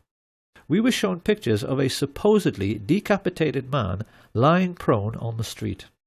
If that were true, he should be lying in a puddle of his own blood, and the alleged attacker would be soaked in blood all over his front from arterial spray. All terrorism is fake. It is military deception practiced by the rich upon the poor in an ongoing class war. And the most important weapon at their disposal in this class war are television presenters. The BBC has actually become the Ministry of Truth from Orwell's 1984. Everyone working for the BBC today is a whore of the ruling class and a traitor to our way of life, because it is very hard to believe they are all unwitting accomplices in this class war. When we remember that it was some of the BBC's own journalists who revealed that the 9/11 hijackers were all alive, it's hard to accept that their news presenter colleagues haven't figured out the totalitarian nature of what people like Jane Stanley, who reported the collapse of World Trade Center 7 20 minutes before it came down, are really up to. And yet still they go on giving us reassuring smiles, while telling lies on behalf of the ruling class. Of course then people ask, oh yes, but why would they do it? Why is all of this Muslim, multicultural, political correctness thing happening to us right now? It's happening because we no longer have an enemy. Tourists today can visit what used to be the Eastern Bloc, and they can photograph the derelict, rusting heap of scrap metal, which used to be the Soviet war machine. It has gone, and this has created an unprecedented political situation which the world has never seen before, in which there is only one superstate, the Anglo-American alliance. No other power on Earth today is capable of fighting a war on the grand scale. China, North Korea, Russia simply do not have the economic resources. So in order to make us believe we still have an enemy, and therefore have to live in fear, the rich had to provide us with a new enemy. And this is why in recent years they've encouraged unstable Islamic people to emigrate to the West. It's to provide us with a ready-made enemy. This is their master plan for this single superstate age. And it's for this reason that they perverted political correctness, to make people believe that anybody who refuses to go along with this new doctrine of multiculturalism is the worst person of all. In the West today, we've become quite used to seeing confrontations between the alleged lunatic fringe of Islam and indigenous white men who are trying to defend their culture from foreign influences. What groups like the EDL do not understand, however, is who is really pulling the strings here? Who is behind this? who arranged this fight, because any Roman senator would tell you this is simply the old maxim of divide and rule. The Romans invented this system. They always made sure that every conquered region pushed together tribes who were traditionally hostile to one another. The British copied this method after World War I by redrawing the entire map of the Middle East to make sure that the new boundaries always set one Arab tribe against another, particularly the Kurds. What we see on the streets of Britain and America today is the same thing. The whole idea is that while you're fighting against Muslims and they're fighting against you, no one has the time to stop and think about who actually created this situation and who their real enemy really is. The rulers of the Middle Ages arranged a never-ending religious war between Catholic and Protestant for precisely the same reason. Now, why must we always think we have an enemy? Because the ruling group always maintain their position in society by controlling the population through fear. Think about it. If we don't have an enemy, would the public be prepared to pay for the army? Would we be happy to pay for MI5 so that they can read our emails and put a surveillance camera on every street corner? Big Brother has to have an excuse for watching us all the time. And what they call national security is always the perfect excuse. The moment you make a world at peace, it's gone. The keystone in the arch of ruling class power is gone if we don't have an enemy. So the rich are always going to provide us with an enemy forever. And the lesson we need to learn from all of this is that everything in our lives is and always has been a rich man's trick. When people think of ancient Rome, they always tend to think about the gladiators in the Roman arena. But something people don't realise is that Roman amphitheatres were a scam. They were perhaps the very first big confidence trick in human history, played by more cunning rich men upon a naive public.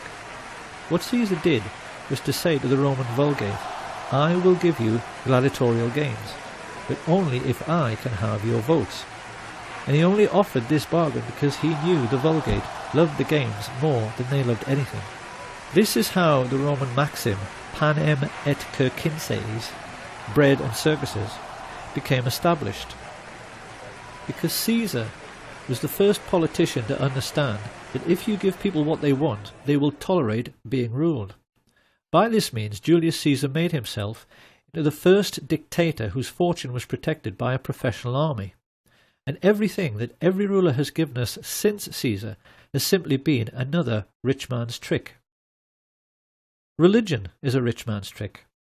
It was invented because wealthy rulers realized the population was getting too big for soldiers to watch over constantly, so they replaced the idea of having many gods with one single god, a simple idea simple men could understand, who could see what everyone was doing all the time. The idea of one God became the surveillance video of the ancient world. In the Middle Ages, the same sort of people grew rich by charging people for the forgiving of sins. And when a new age dawned with the coming of Industrial Revolution, they invented new tricks to control the population explosion, like censorship. Every grown-up knows that there is one law for the rich and one law for the rest, because the justice system is a rich man's trick. Mafia godfathers like Sam Giancana walked free from American criminal courts over and over again by taking the Fifth Amendment, because it is a criminal's law. And it's the same with everything else. The media is a rich man's trick. The tax system, because the rich never pay any tax, is a rich man's trick.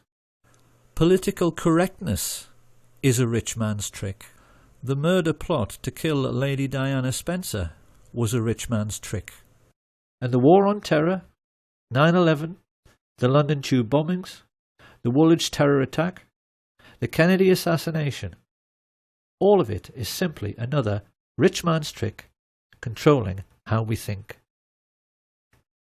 Now, once again, it is very easy at this point to imagine the reaction of conservative politicians, who will of course try to laugh this off and scoff.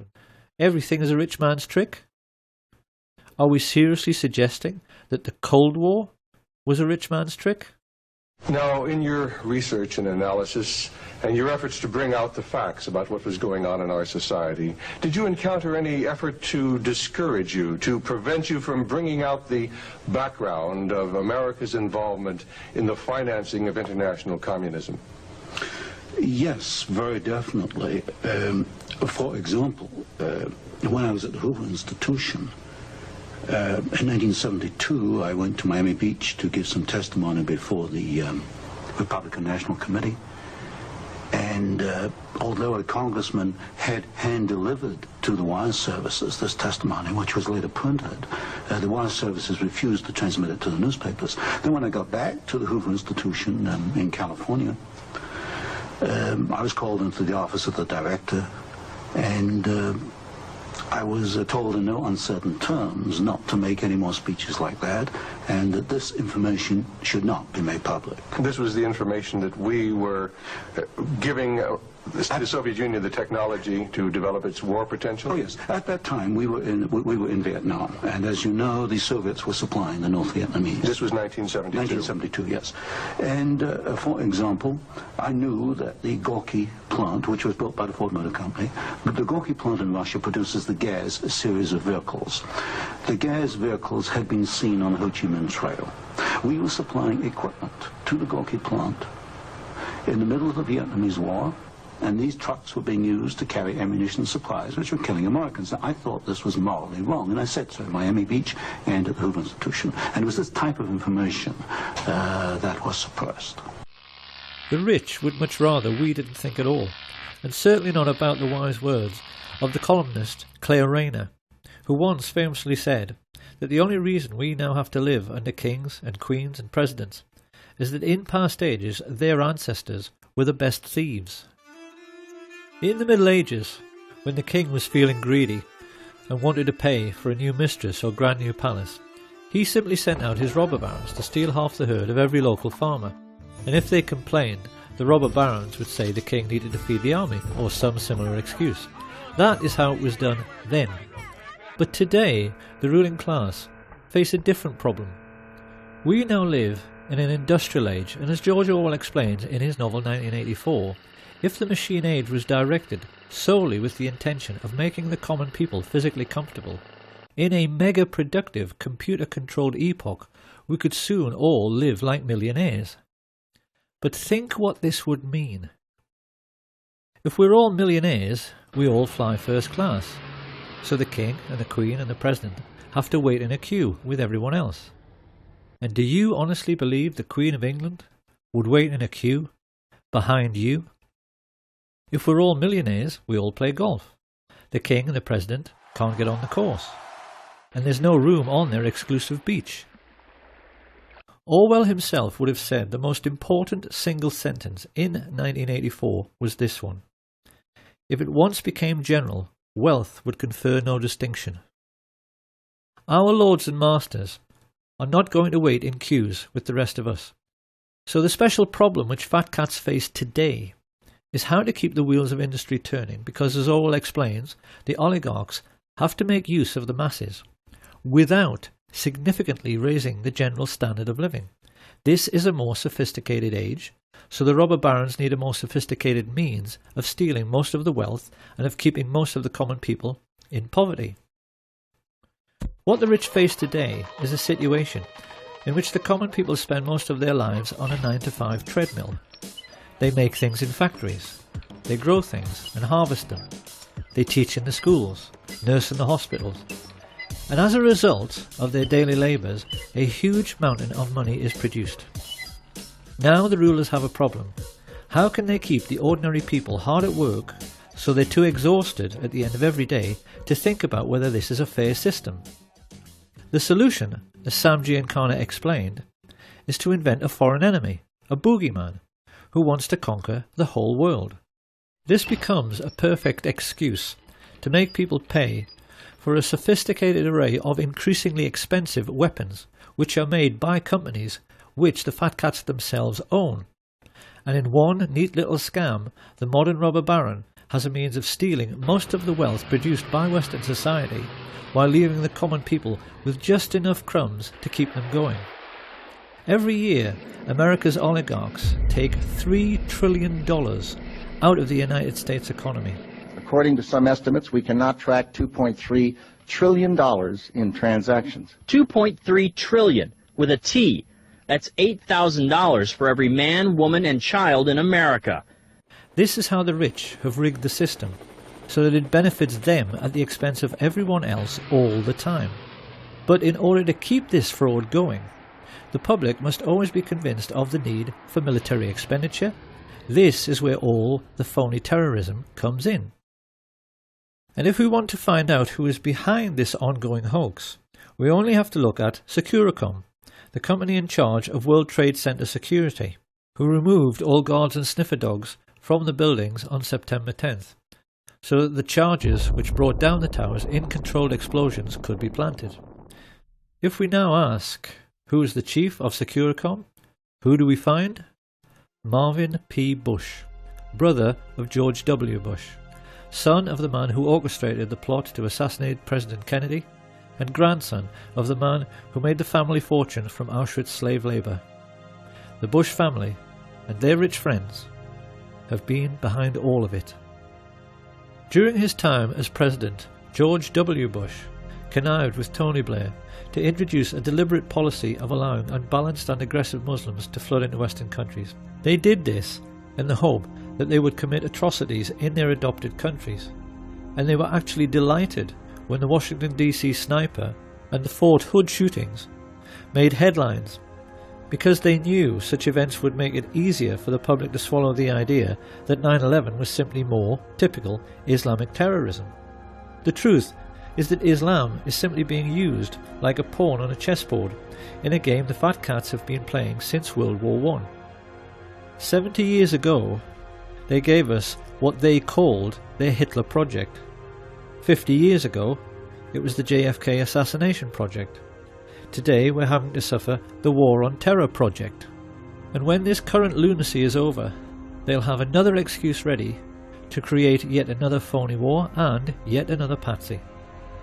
If George Orwell was still alive today, and he was asked to comment upon all the significant political events of the last decade, it's quite likely he would simply restate the Orwellian definition of totalitarianism, to wit, a society living by and for continuous warfare, in which the ruling caste have ceased to have any real function but succeed in claiming to power through force and fraud, and then ask whether this sounds like the world we live in.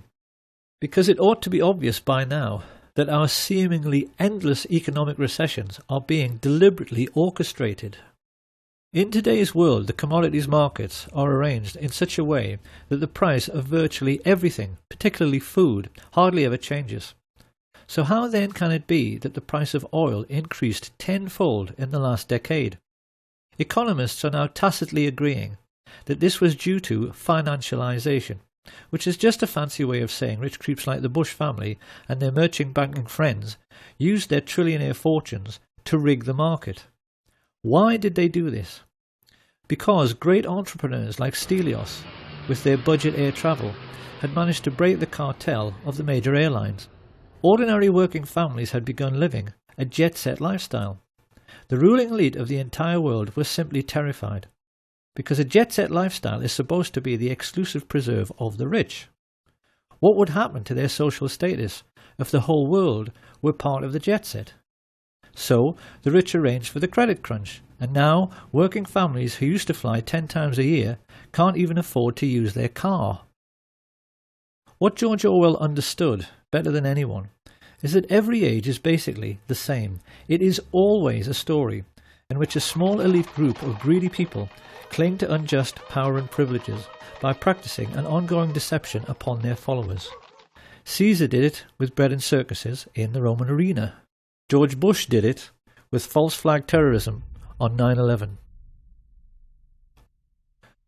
British newspapers have told their readers that the Queen of England is only the 10th richest person in the UK with a fortune of $3 billion. But experts who have calculated her real wealth reckon that her ownership of 1/6 of all the land on planet Earth puts her true fortune nearer to 22 trillion. And they also estimate the true wealth of the Queen's merchant bankers, the Rothschilds, the people who started all of this greed by lending money to the Harrimans and the Morgans, to be at least 100 trillion. So finally, we have to ask, what is to be done about all this?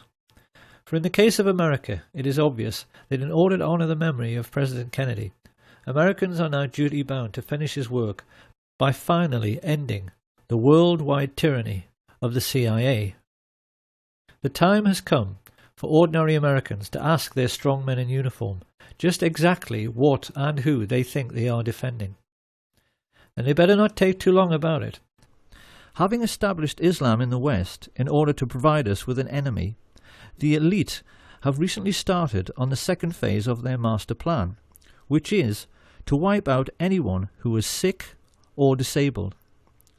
In Britain, this has been manifest in the Atos scandal, which has stopped all welfare payments to people with terminal illnesses and allowed invalids who in some cases have no limbs to starve to death. The extermination of anyone considered feeble-minded or infirm was exactly how the Nazi regime began. And now they've started doing it again. What most amazes me in all of this is the naivety of the good people in the truth movement, who go on and on and on saying they want an independent inquiry. The Bush family and their rich friends are not going to investigate themselves. And there isn't any authority on earth above that of the ruling class, so it's never going to happen. These people have got the police and the judges and the justice system completely under their control. The Queen of England cannot be prosecuted for anything, not even genocide, in a Crown Court, because the Crown Courts are hers. She owns British justice. The only way to change our corrupt system is through revolution. Everyone has to sign up to the Revolution Now website, and then the people have to march on Washington, just as they did for CIA agent Barack Obama's inauguration. Only this time they need to kick him and every other crooked politician out and take power genuinely for the people's sake. And once again, they better not take too long about it, because the last time the rich decided to play a really big trick on the world, 6 million lives were extinguished. Supposing they decide to give us the world's first incidence of phony nuclear terrorism by dropping an atomic bomb on Cleveland or Birmingham or on Chicago, what then? But perhaps Chicago itself might be a good place to pause and offer a word of warning to the citizens of the United States before they start thinking about the next American Revolution. We should always remember that Al Capone was seen as a hero by the ordinary working people of his own time because he gave them what they wanted: booze, sex, gambling and drugs. And some Americans have even been candid enough to admit this. We all play numbers, we all go to the racetrack, you know what I mean? We all cheat a little bit.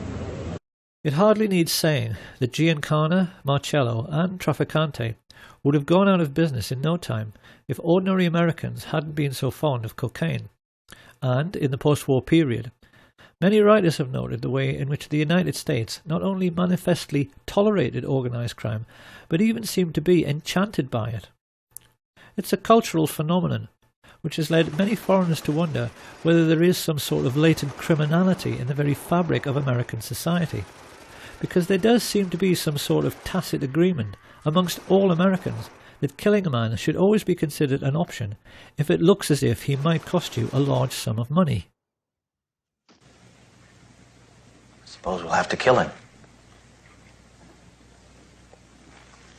I don't suppose you have any ideas on that, Diana. Well,